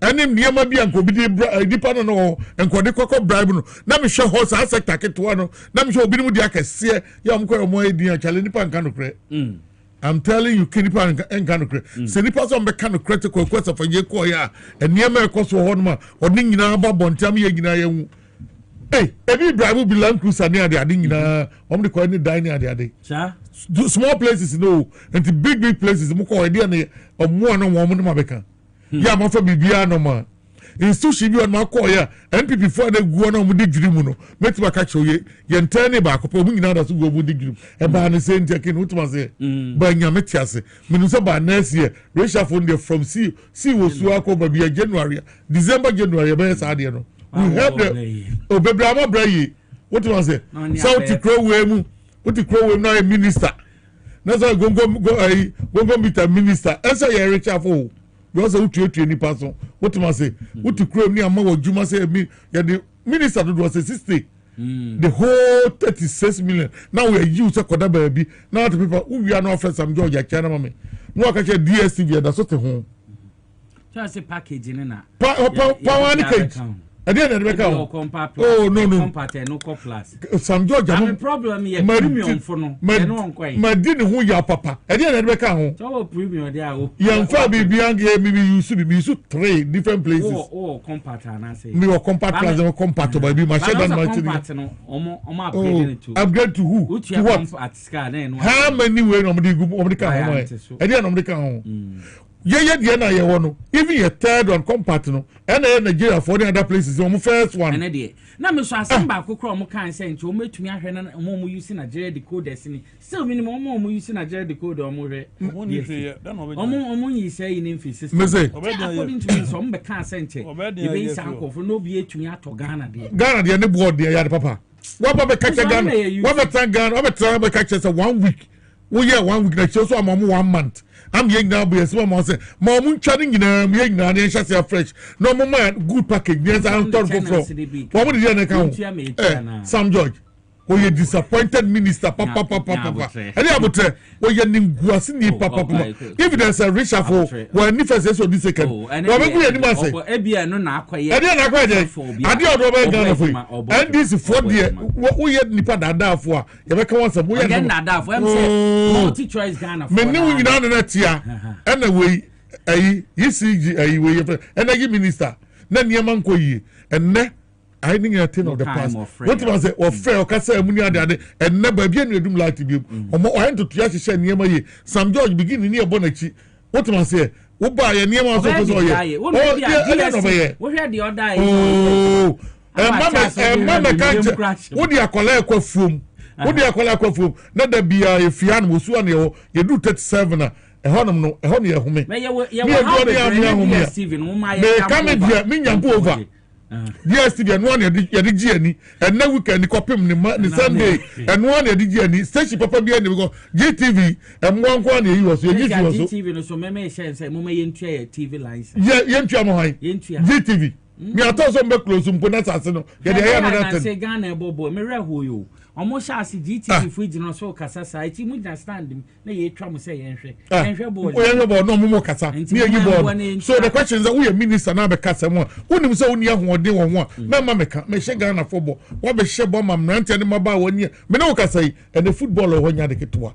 Ochina wo no motuma say AC Milan ne pia ne ade amo bon ne ankofo ni abro mbehwe ya the package ni babo o teso ba obia wetuma wura ho ne forget this go be chat channel na adwen efa no package na say bia ano we say promotion after December or starting ya no woni the package na ebre Ghana for e dia no be catch Ghana for was this someone to so be close to company no and am say oh compata and the other now you answer we so and you get the highest like a premium no to be a compact now. The other ones in the form. Think of Henderson is 120, 151. I said you do 3 some 80 no. It's getting what to add that baby compared South Africa for your peanut. Nigeria for your peanut. Africa hanging you need to the highest. Go to 99. Say some now call 175. And then now to one of my car. What I say we sir road minister. Only a big push no more transport minister. Yeah, road you know champion. Transport minister shut them up. One road champion. Why number 1 champion or performing transport maker. Why they? Was some papa. Ya can somewhere or baby. Who was there? What back? And I won't say when I make sure what back. O mampanis or person Ghana mabru ne o benye obi abenya adwuma ye and into a 24-hour economy no ye force said be ba no it adwuma bi ho no na o hwe betu aboa no ayen ntem wo ba ye makon office by 3 times wo kokra ma hu no me report akoko mo say wo ba any young go ni ade no amuji 25 to 30% obi fa ni perfume be di ko ba bia and the adwuma be Nigeria wo kwa 15 to 12% no mo and no na make no who ye minister media with the petition bro ya ye wiase ni and you buy and do Trinity Junction kɔhwɛ other mmeranteɛ no ma bɔ ɔmo de car kɔkɔguɔ wofra wo ntimi ɔno ana ne petrol tɔ ne car tɔ ne spare parts wɔde ɔfɛ nipa fie ɔno ba wɔtua mu 20-35%. ɛne 10 months deɛ ɔsɛ nya abotrɛ nneɛma bɛyɛ fine ɛdeɛ na abotrɛ no nneɛma bɛyɛ kama pa baabi fo start yɛ adwuma 24-hour economy baabi fo de yɛ adwuma obi sector biribi ɛsɛ hyɛ bi ayɛ hyɛ woto wo deɛ ho wo ba normal de wɔde simple wo fra company no ma ka se masa se mo reduce ade no dia mo fa mo ade no san fa nko abai no se we up keke and this is doing up Ghana doing up na ya up na 5% sika be bro man nya de kito na mrante no ba mo nyusu no emfa ni di no so fa nya djuma na Ghana ni man ti ko we your minister why your president gasa and I said them what was it Shatawale have to fa nya de ye ka Ghana mamu nya de papa Shatawale no with shut out to talk out street mu no papers. Ya customer, me and customer hu ya. Because ya customer, ya got serious people. Or talk out street without papers. Oh.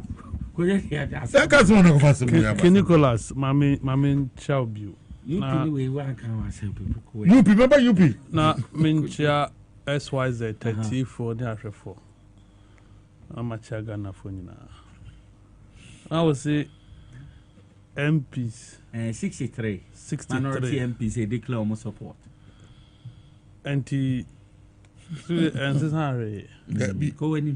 63 no so what is 63 free I 275 ma 212 constituencies in the war MPs in ho what I say and it's a vote na 63 no so we nya there say we obia ye hu dey I say, do na I parliamentary candidates, assembly members, will control over.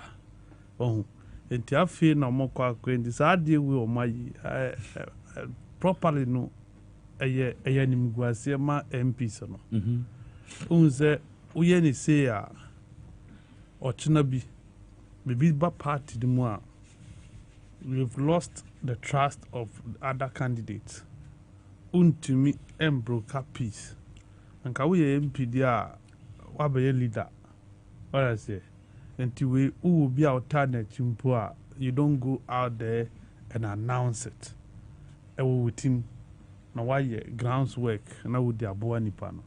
When you when you must say, I could jinana, yes, for we so dear. Mad draw lines, no, mud draw lines and he say, and no never ma.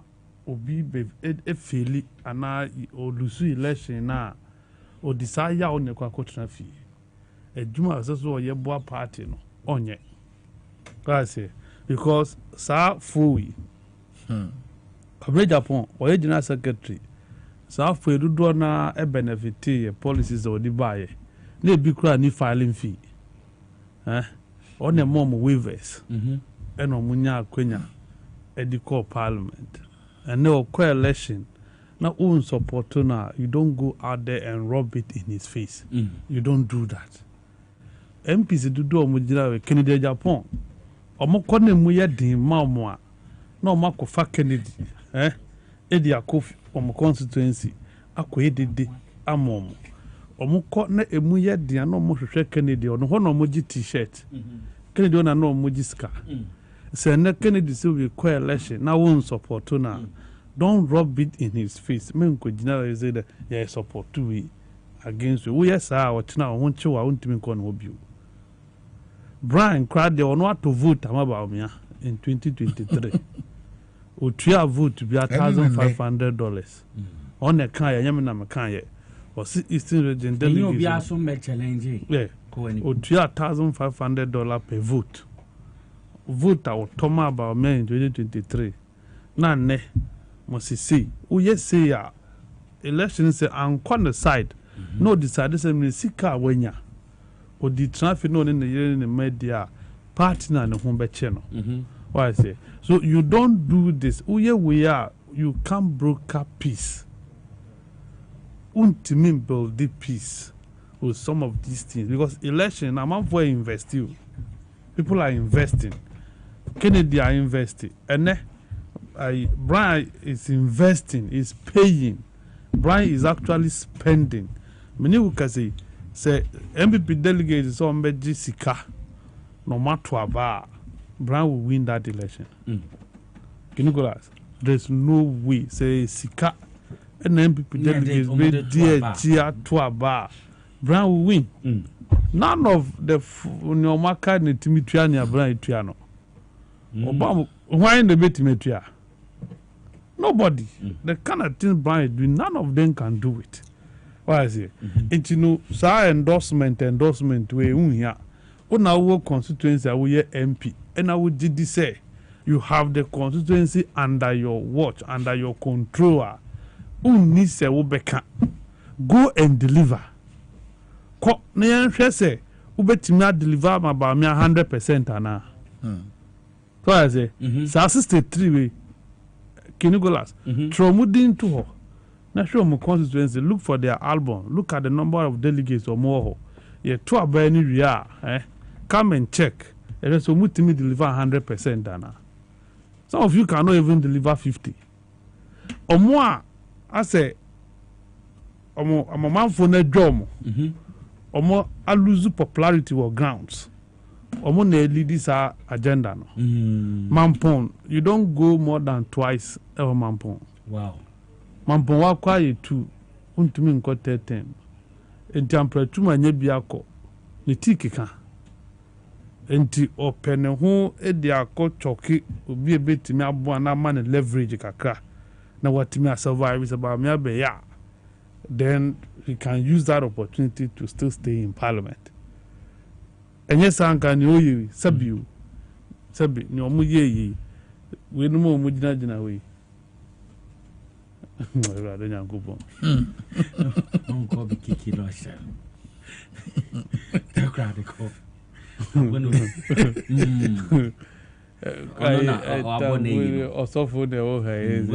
I say, I for some Simon Koye. Election year 31st January. Go to your constituency and go and work. Anyway, we are more party. No. This one would not help. Because we no more cancer Kufado can home and a more lose 2024. Or so for dinner, now more friend or so for no. So acquire I team for you. One cancer Kufado can home no more lose 2024. Yeah. And do you think that people are more supportive of Kufado no? So, yes, party the year party ni benya on the no. You are not doing that. Mo nye no. Eyen kabum ya kuye pepeyo eni edi chichiri party. Ye njijimu eni ntichemu ni mpapemu. Mu jijimu say we are was upe unity. How can you foster unity with this kind of attitude? Say more 87 MPs. Na emu 63 si ready e hane yejina. What are you doing? We can you get any reasonable thing? And for me the way there Sabi enya ade ankesi ye higher home bebre also because at the end of the day 31st be ban and say ya na ya who is who.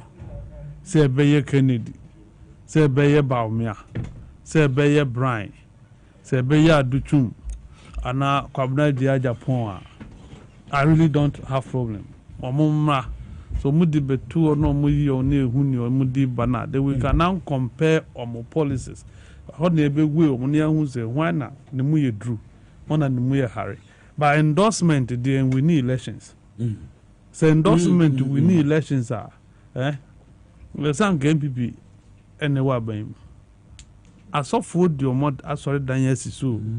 People promise to burn their Bibles and what have you. At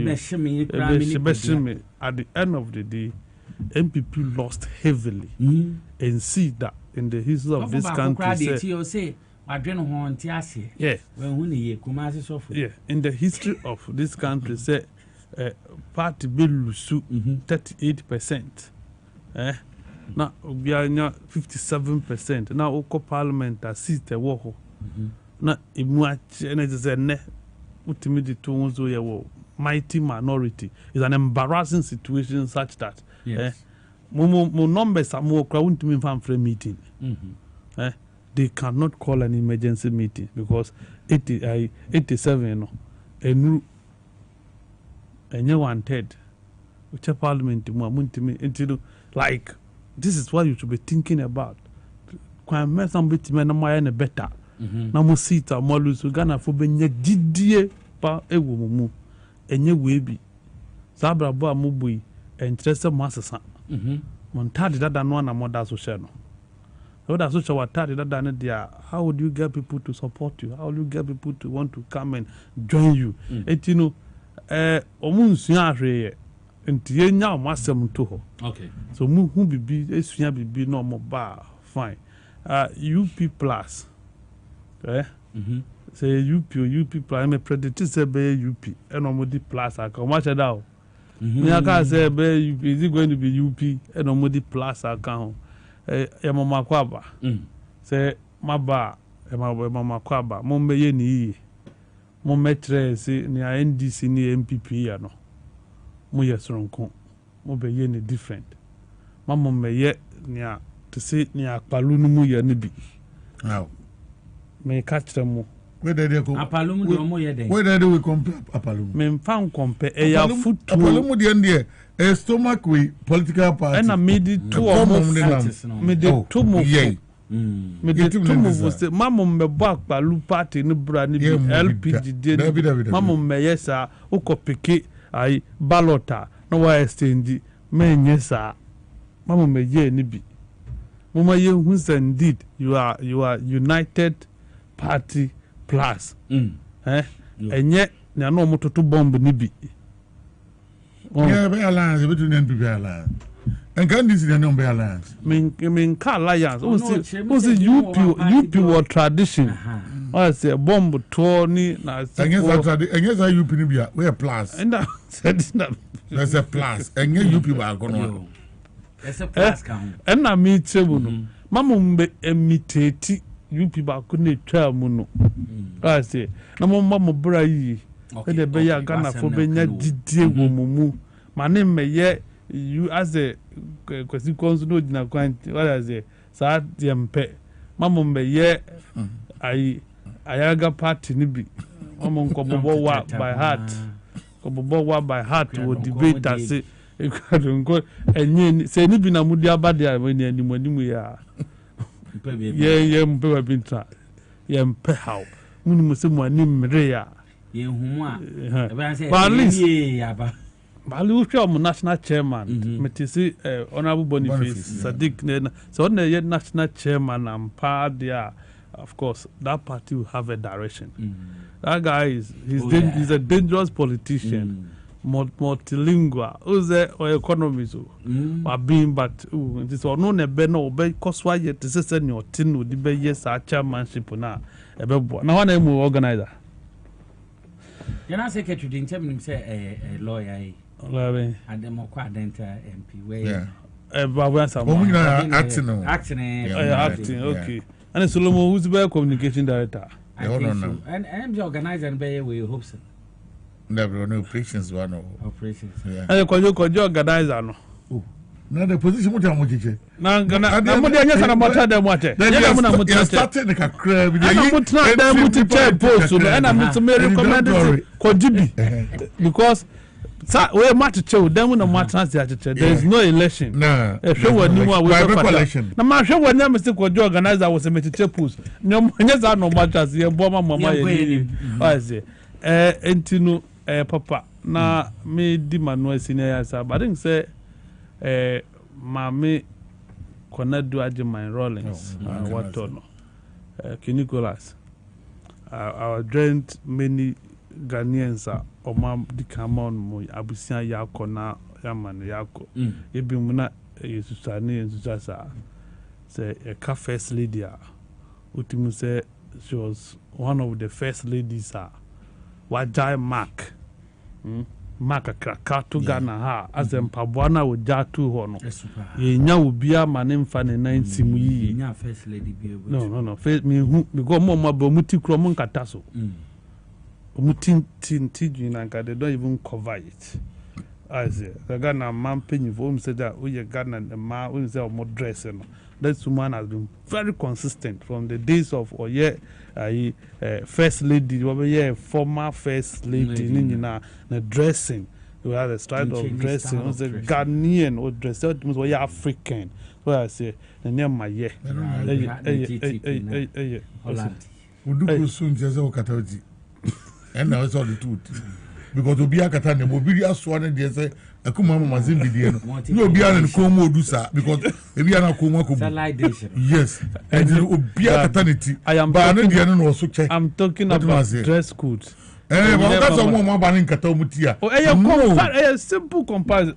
Akufo-Addo wife or caternity. Or caternity. No, so about do. And depend the program.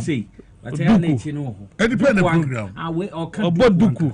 Omampaniku for wife. They be an caternity. Mamin comment in the customer. What do come on a funny? Mamin come and go. What's some common? What is it? Now you come back, Obiano come here, dear, my Rebecca, never to my do one and dinner one can come ready. Who's also one will be with you to Yasman? A bit of a talk. And to be on penny once. It don't go so they mood. No, see, or your icon, who share women empowerment. Ufa women empowerment or can home be study that campaign. One solid campaign, girl child education and what have you. They say any man why not also listing our car. Unze ya you train grass and the a man no mo komubu no mo chigari. No that television no mo chigari ni na se for tie and dye batik make ni nyina. Why be?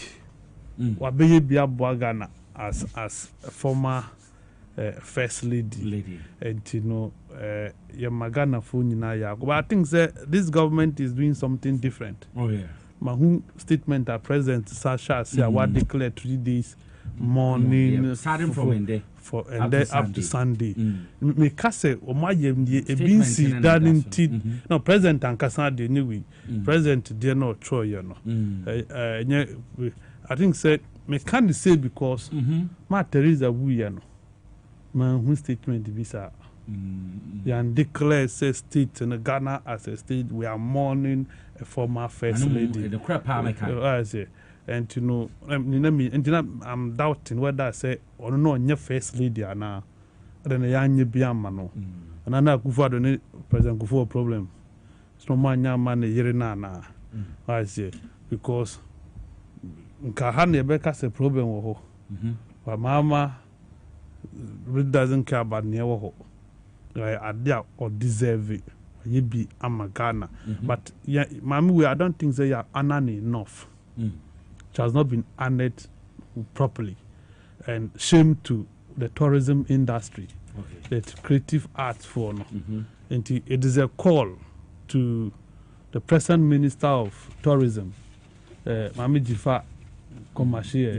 Say na at least. Me say your mom on ye. Okay.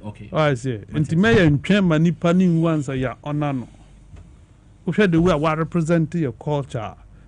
You cannot go past this woman and recognize any other person when you talk about people who have promoted the Ghanaian culture, the way the African woman lives. Yes, or no or any part to see a tia ni pano. Obe one excesses, obe one nanso. E we nima bi a wa man for bitima cancer, one canary ni na so for bitima can ne ba no ni iselasi no mas. You can say that one. But then it comes a juma wa as a wife to a president of this republic. You can't take that away from her. And an American was. And Minister Okuja to black one man for diplomatic passport for representing Ghana well. And America say, well, representing Ghana. And yes, we and I call Tiasiano. Now, ya ye dia shen and when you know, so, oh, maybe my phone so, or more dream and won't carry me.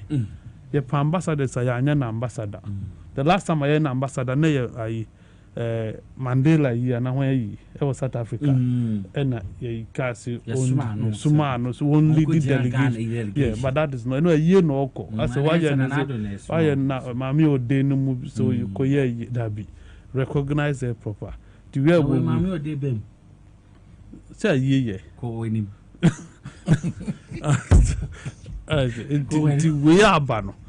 Omomfa we mfa nya disua de no mo no a befitting recognition. What I say they need to do it. We there omanya ye no mu bibika. Okay. Omanya ye no because we will tell them and that is where it is. Okay. It's Charles McCartney entertaining. Kakojo me ba so biemo. Nana Akone Adjuman Rawlings why you late. Yeah, me das me fa konyes no ncheti. Wonu say we are say 7 pro bi asem. No cry say to on GTV one interview. Would obi amomani obi da na yare. Ti ba bi obi anyakopon fa. So we am so for ya sha. Ya me fa the currency. Na nim. Wonu bi anwonwa. Me kai emre bi atwam. Na maami powers ano woni ne kru. Omu twam na nwura nyina ewo so. Wow. Na na so wetumi aba no so tumi wubia. Na kese ya ka de bebu so sempo wotuma ze. Endi nyankopon be bi obia on fa the currency because na makati kan bibi. Eniyama wa ye ne ade. And eso o kanso no sa hwe ni Romo 19 years to 21 years. Omu de ne bi military one. Enti bibia no mu ye bia no buga wom. Tina otumi de won ho odin ye bibi. Enti ne omo ahyase no ene adi ana omo de ye no na mra na ho. Enti obutumi ye niam bi edrum na bi esi constitution. In the first lady rule na play no e wo eketwa bi. Enti ye so ye no ntumi nye. First lady otisu nei. Senke ku ni e de baaye.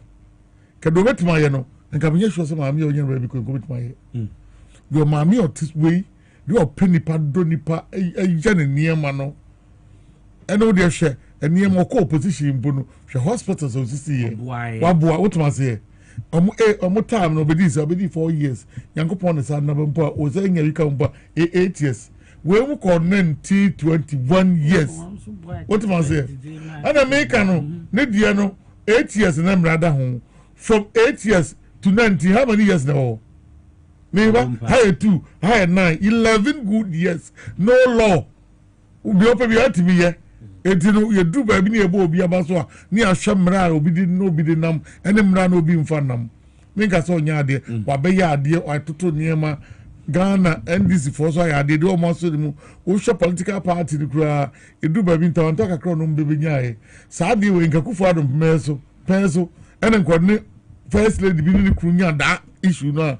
Menya sho kwaza ngebe fini fu engo mu fini bogu awu boga wawu ba o de hwe de we ndisi for to niema e hihye niema ma bibie ko so kama one of the best omo to is ba me de emiya ma me de oba bi mum de wa yebi ento to 31st omo market ni omo niema wa de ne de timi ye those niema ni gina edu ba bi no ne ndisi enko benkrom de ni nyina achi yemfa no nyina atu achi wotumo kote ni party na ade sesa ko osu be mpa no so ka no so otonwrem anya hwe party na yida ba de waya ade oba be gina Ghana na Ghana for mana omo asiso no omo so hwe ne so no omo tutu de nka se ene ade too much na bi but omo hwe ma me ne oba be ye en hwe pa oba be ye ene ma na ya wo ye de bo Ghana no omo hwe sa ade ne so wo ka ne kru pa na onu de na ma ne ye me de so omompani da onye baby call friend na they were friend crown they no omo do omo ho no and crown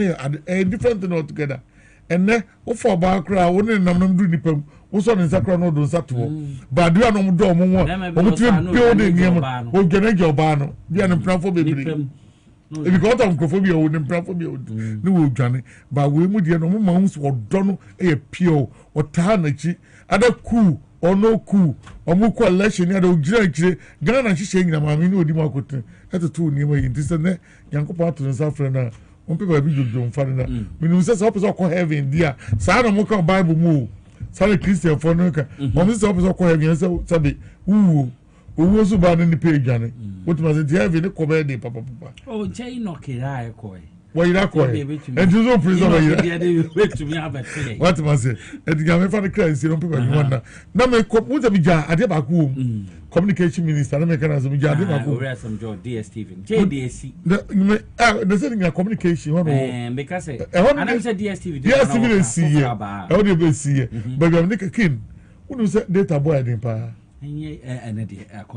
ɛna wotɔ so hwee yɛma wei na yɛde ama akwa ɛminita no nyinaa nkɔ meka mmerɛ bi atwam no wɔsla wo so hɔ deɛ ɔne Sam George yɛ ne mfi sɛ ɔbaa Nyankopɔn adaroma yɛde hɔ ma no sata no ranke kɛkɛ wo ranke kɛkɛ no ɔyɛ sɛbia nya ado ɛnnɛ yɛma minister ɛsɛ sɛ ɔyɛ adwuma tele data nyɛnyɛnyɛnyɛ nti baabi a minister no wɔ bia ɔntoto nneɛma yie NDC ministers no ebi mu bɔ adwuma ebi mu nya ɔmbɛyɛ Sam George hɔ no adwuma no nyɛ de yɛ Sam George adwuma no nyɛ ɔnyɛ de ɛyɛ companies no adeɛ no hyɛ ɔmo sɛ dɛ sɛ ɔno ɔmo transe ɛnso tuo bɛ nnipa tuma yɛ ne wohyia ɔmo ne ne ɔmo nkasa me na owura Sam George to anamo we share companies sɛ me multi choice na sɛ me na me yɛ minister of communication King Nicholas sɛ me na minister of communication multi choice for no ɛyɛ just a thing of a minute me na mo wie what man say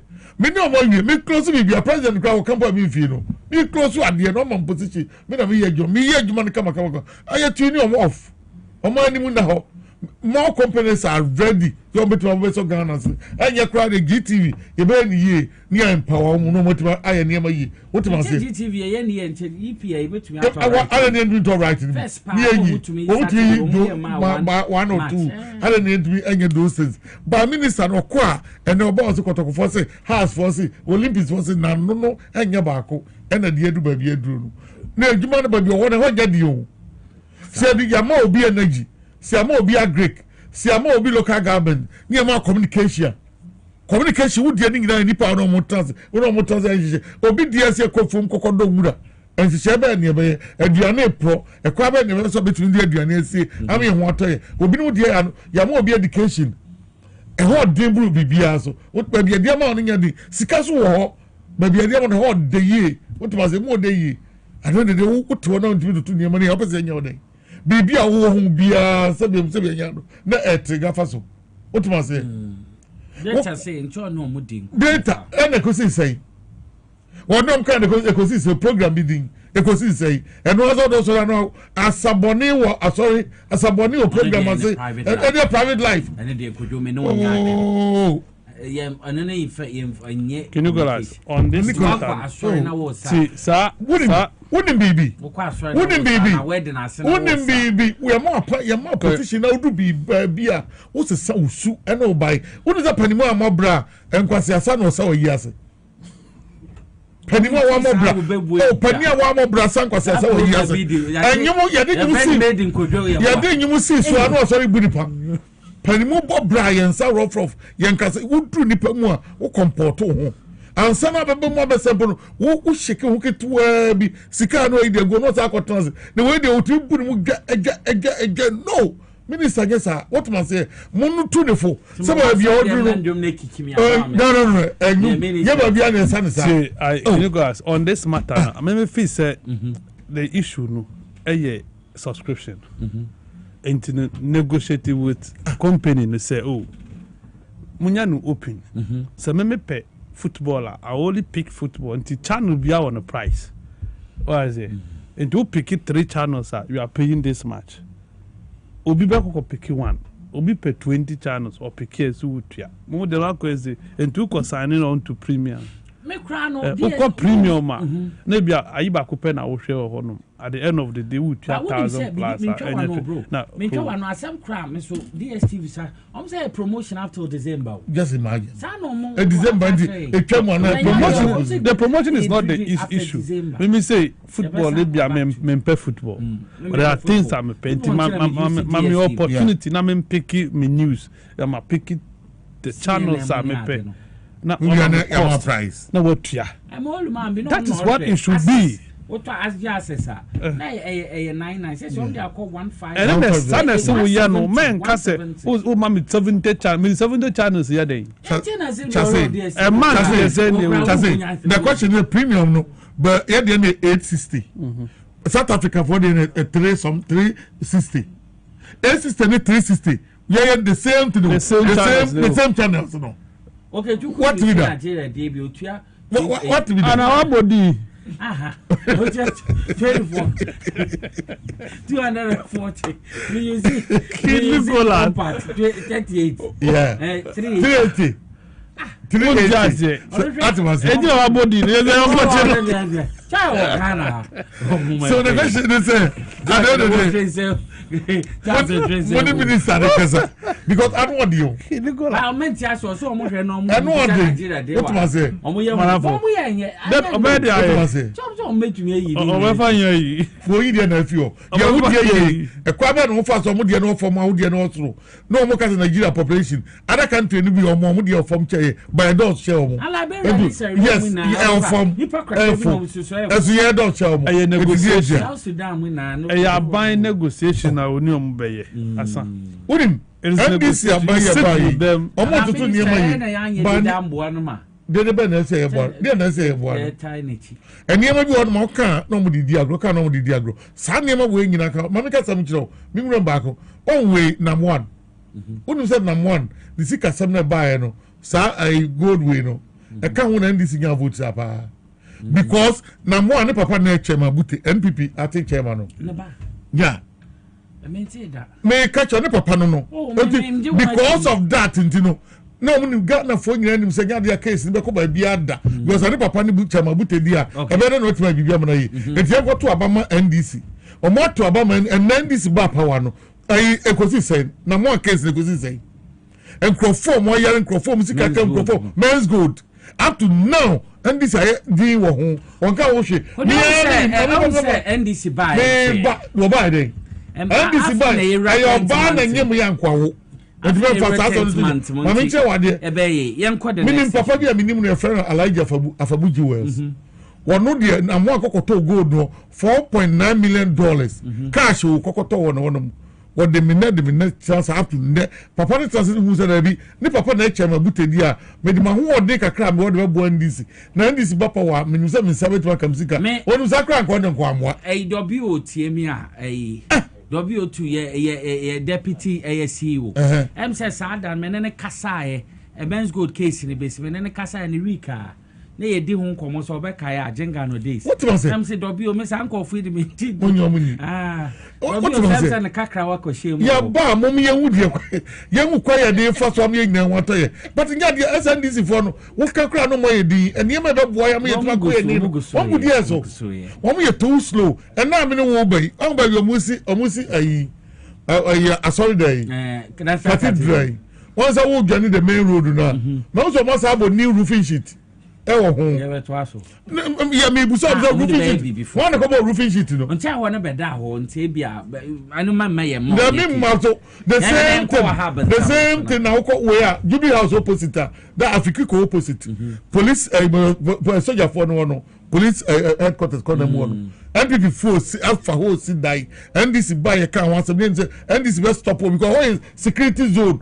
up to now almost sit die no oh sinipa cronos was so there will see and where security zone omo jai SNP NDC for no abadaye e so omo gigi NPP for so omo man niema nya juma dey so pam no dey so bono dey so gwanu no obi am fi na gigi Ghana niema no fancy wo what man say omo de niema di agrododo Nicholas some con the same slow ayekoya yes e pani anya wo ye hwehwe no ora na ye hwehwe no ye nyamu niema ni ye what man say ye nyamu niema ye e dan public anya ni gogo bita minister wei da go oda boni o sekuboni oye adwuma pa o boda rokwa onye obi kan chechem o kra reshuffle list o de kra no okay ya hwe wa ha bensem no Charles ye Charles wo ha be wo hwe money laundry transfers ahroa then no government accountability series Dr.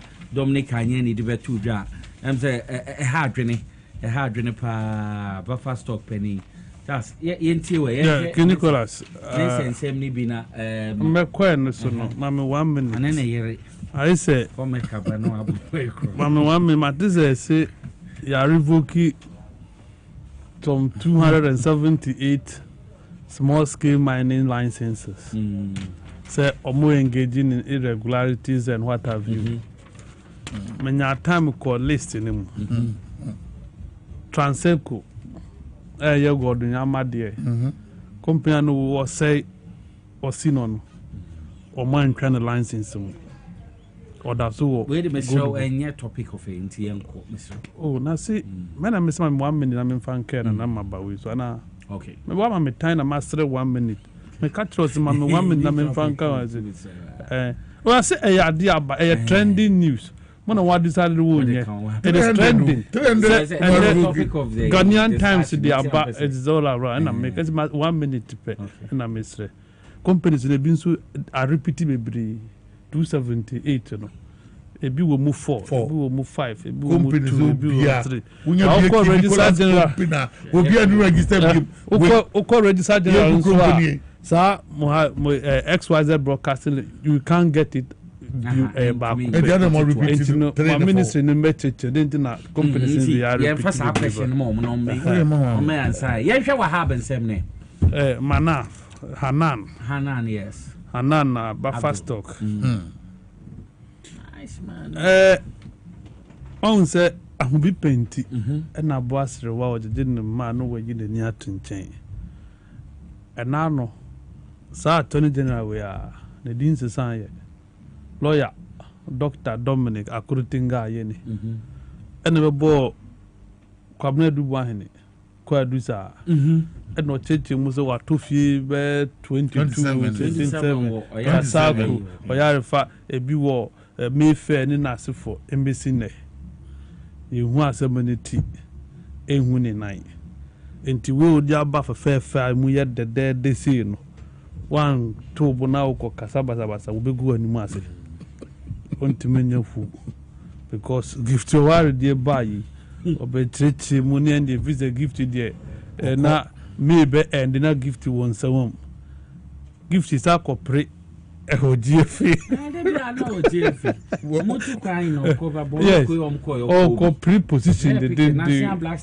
Only way for Kobo, yes, Africa. And you know, we money. When money special prosecutor, the money never banner will you to be dear Chabugu and Massey. We don't want Casawo, so we no one someone. And I make kind of you embarrass yourself. And in a bar, you bet kind of suddenly China assistance on charging what I did. A press conference no way. Yes, government accountability. And no account is so yes. Sortina Enterprise. Some 60 million. To Hanan. That company is going 23 million. Another 500,000. 550.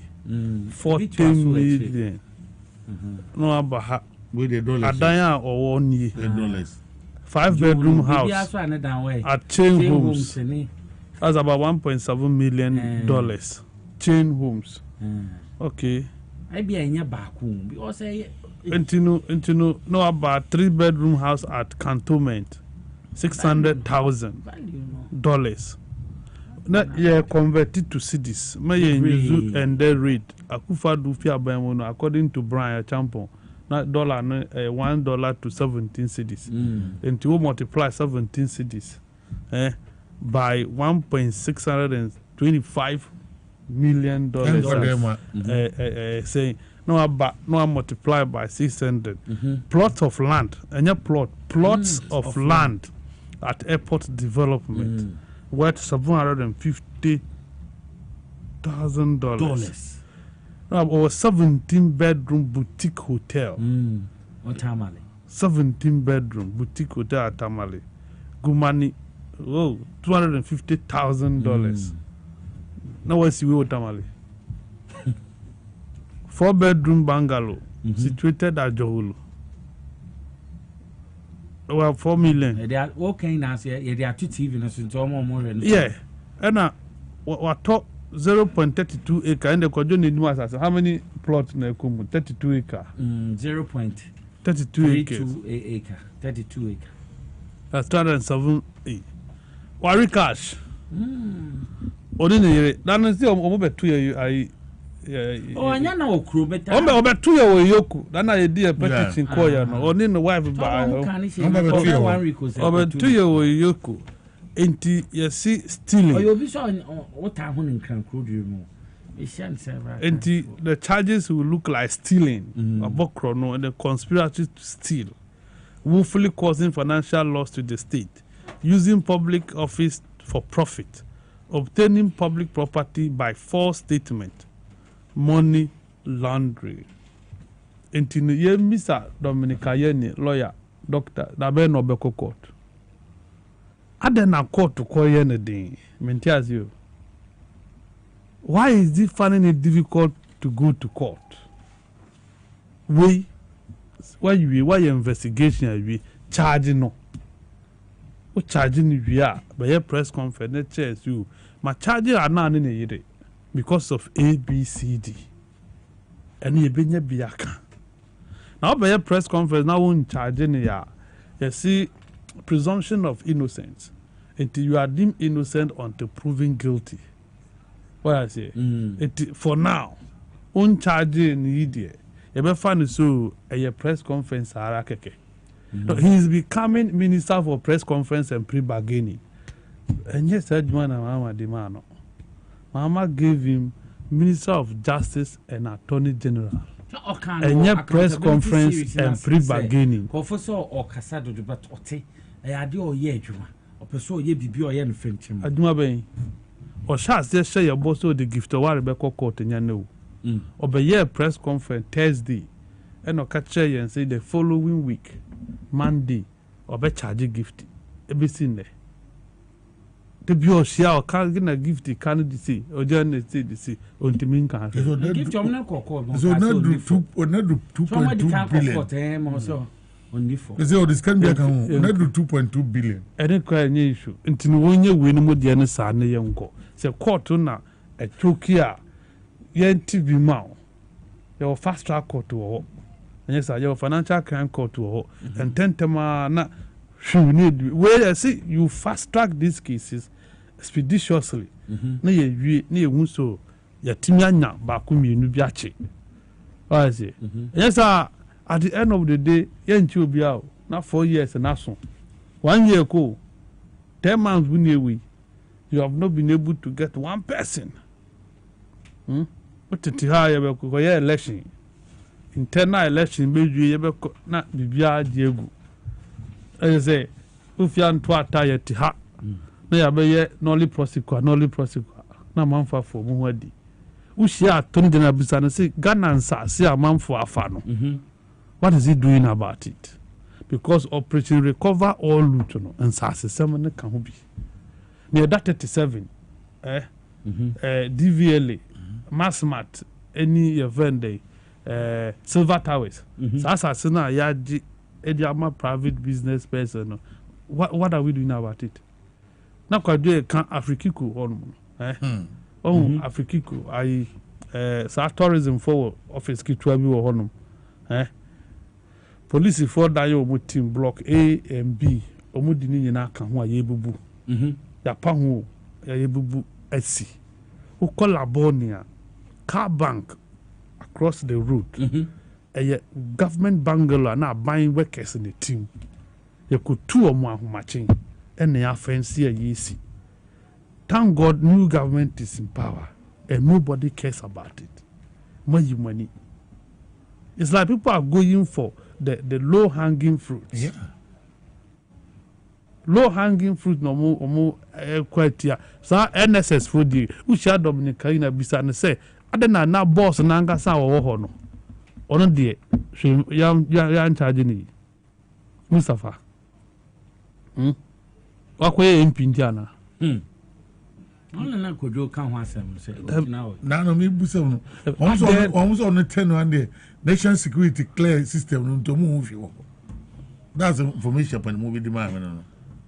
You know, so to be near best stadium. Yes, and anyone else that if you're no coin, then they are not clear. Yeah, Nicholas. Who can say which any part? Sir, about we are Ghana Fonya GD, and I think the goodwill is still alive.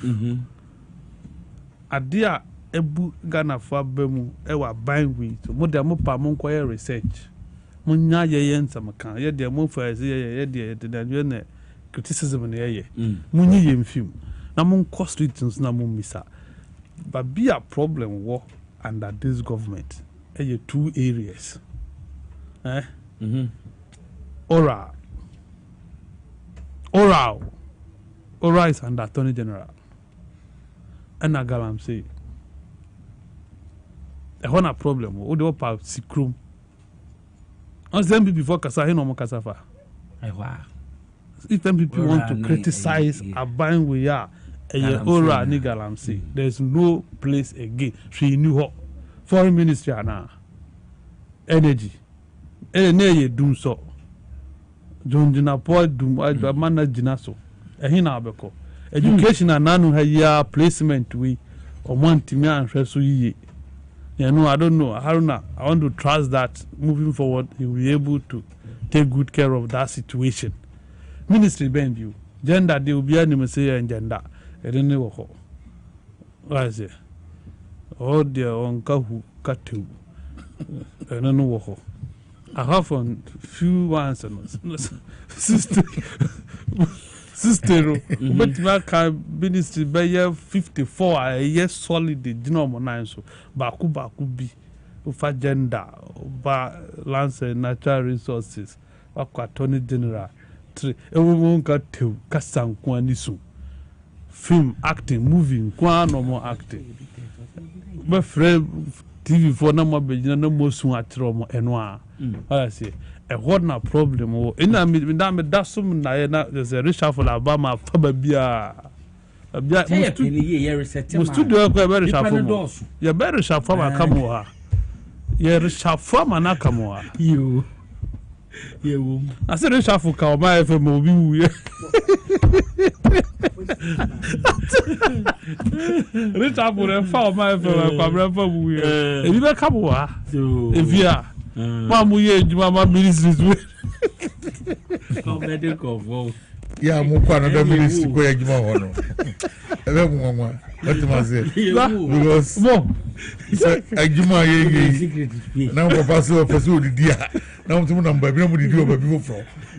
Ani na egu mo docket da ho. Ba mo tell me ho. This is kwa jo we say na o castle 40 years. We dey say 8 years send this to me 80 what if I send this to me 8 years Nicholas obi a one benefit within the first 4 obi a one benefit within the 4 the next 4 no be in order for you to make sure say you also benefit in the obe criticizing omo no ma ya depa say na be ye betima so ni pass because aban we born ebia you Nicholas some of the people in government are okay say omuko opposition the next 20 years they won't see I'm telling you they won't see poverty a dying people are doing well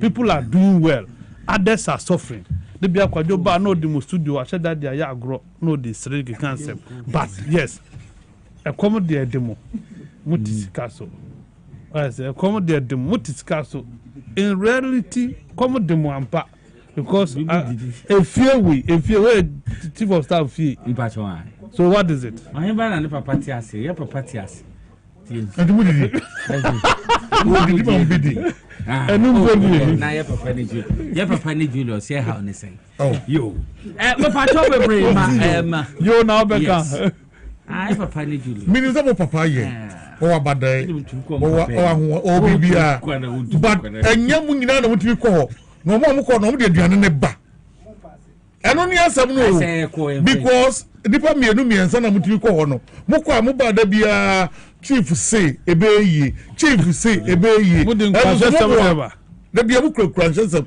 esmoboa mo de nkwaso sema mo make sure say mo be bie mo obi anza ka bi obi a producer o she tokrom onko bi what was it mo mutimi cameraman no gira na ke e free no wo shi mu camera done so light done so mo wie na mo ko ye bia ba ye ko ba chief say na dia ya na say wo ko awo ba no was it na de nkakra 200 abu fo mu a wo ye sure say na de ma mo sa na de ma mo na mo de sa na mo je ya go for mo eji omo bo unim me ne go for ye juma mo ho so ye juma about 99.9% are wicked and I don't know.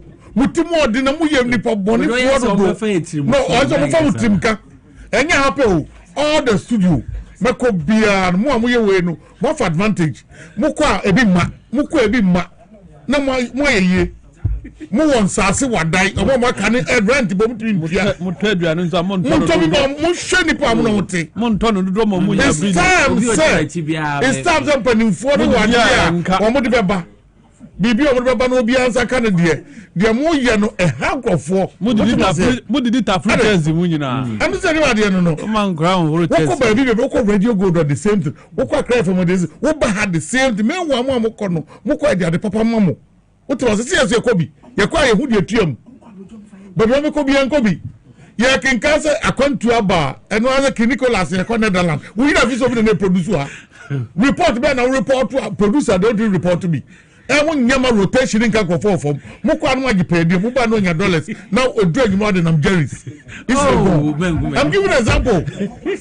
Mo man kofo ndo yes a Ghana ma ai WhatsApp ho ene de obi nko ai aboabo obi nko mo to ko local one bi mo chicha mo man kofo nto mo yo gojo me ba to ma me fa we mfem me fa fem to Benjamin Amedu Basintali nyame ya adoma na yie Ebekoso 25th October 2025 abrabo 9:30 am ye ne betum pem obi etumi akohwe ye wi ayede na ewufu som atoa so Saturday na 25th October 2025 na ankasa ye be na seda som wo Assemblies of God nyame ya adoma memenda no ye be ne ewufu som wo Assemblies of God Sakasaka Park wo Prampram ye wi ekusien wo Prampram Cemetery ansa na de chia yebeko Prampram Assemblies of God asan Cop Church of Pentecost no ma aye na seda som nti ubetumi sanimfo yin wo ha ubetumi de atoso amame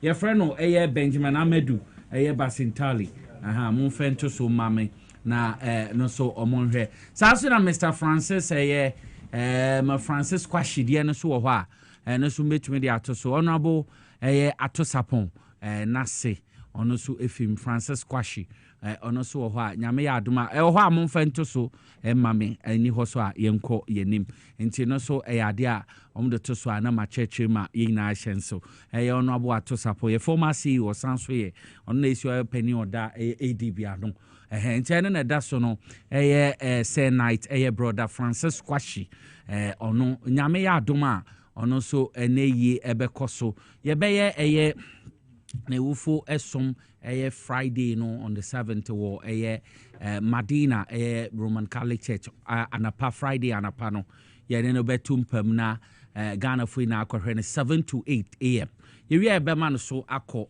na ya koye na yi ana say ye ne na san akotumpam in wakekeeping wo Oti region Lolobi Kumase ho na ne bekọ akoto empem Friday ho na say ho no fi mi fi ra no nti yene no kotumpema adechia eho no fie ho anti adechia na yetumi akope no krabi wo Lolobi Kumase ho a beye na yufusom ne bibia so ho nti moma yenhye ne so say night brother Francis Kwashi ono so edono nti we so honorable atosapon managing director de Agricultural Development Bank Nasi Suna or that form no. Kojo we the emre ko 1 minute. Yeah, we last word freestyle. Yeah, now we can papi or this guy. Once na dia ba ya moda be guwe. Na da ya otoni ade ade na have na da ato na moka no. We wia no bi usa sa da na eto ye na kan dia. Ese tu check obi ade. Otuma say Pius so ka Pius. Yeah, ma emu for kokasa ye no. Otuma say one of the tournament no. Pius no picture of Jakufi Wesley gone. They will fear no picture. Me no can say Kwatimpoku Koko Pius die. Fetcher a Jubilee House. Wow. Pius within this 8 years no. And that will see and say the dana ever the say na papa we dey on the map in who am nwa. Ko airport residential. Na ko fear our team current. They be a course chair the one listed by India and the other no fan count.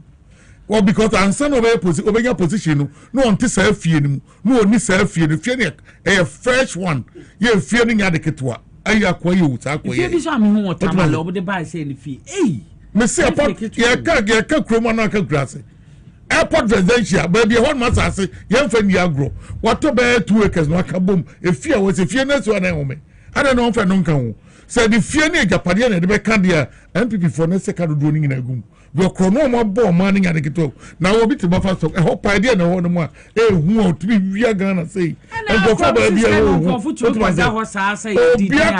obiako MPA na sam no se e krokro de jon hu wonu tbi ba be suye se Ghana aye madi ni ade okoye de si ye nyan se e bokoboko NDC from say NDC for betra ye bibi ama Ghana for nya reche mu a mi minute amede ma no si no NDC o mun kan pipi for ni mu no mampanizo at court no be dem fa hwe ma o so tete court o beto atia fa hwe ma on fa time period nkan say special court na meeting no many chief justice any attorney general transfer 3 months assembly be ko bia ye di no in and out and ye 24-hour economy no ye de court wo ye di na no pa wi anyum na tawpaw ye de ne sa na etuma kanipa gum nya sa jagi se omugu ekromo yi on betwe me na mabusu ani attorney general o edura na yom microphone number ifie on betwe sa 20 years aba asamba ko etumi ni wie mana say mameda kodwe yebo ase ono oye former youth organizer ayewa so west ogon the man NPP or science spokesperson ma ordinary Ghanaian saso na Charles McCarthy ye editor in chief the Hawk newspaper ekuku damina me no modi djuma me amedi djuma di ho cham ye from King Nicholas mamenda production team ni na ase mema musoi akra kofida ko one dache hema na edi newspaper in a Kande brain ti koso mo afidie no da so nda power 97.9 FM radio XYZ 93.1 and TV XYZ yes wamba ye be say share debi have a wonderful evening bye bye.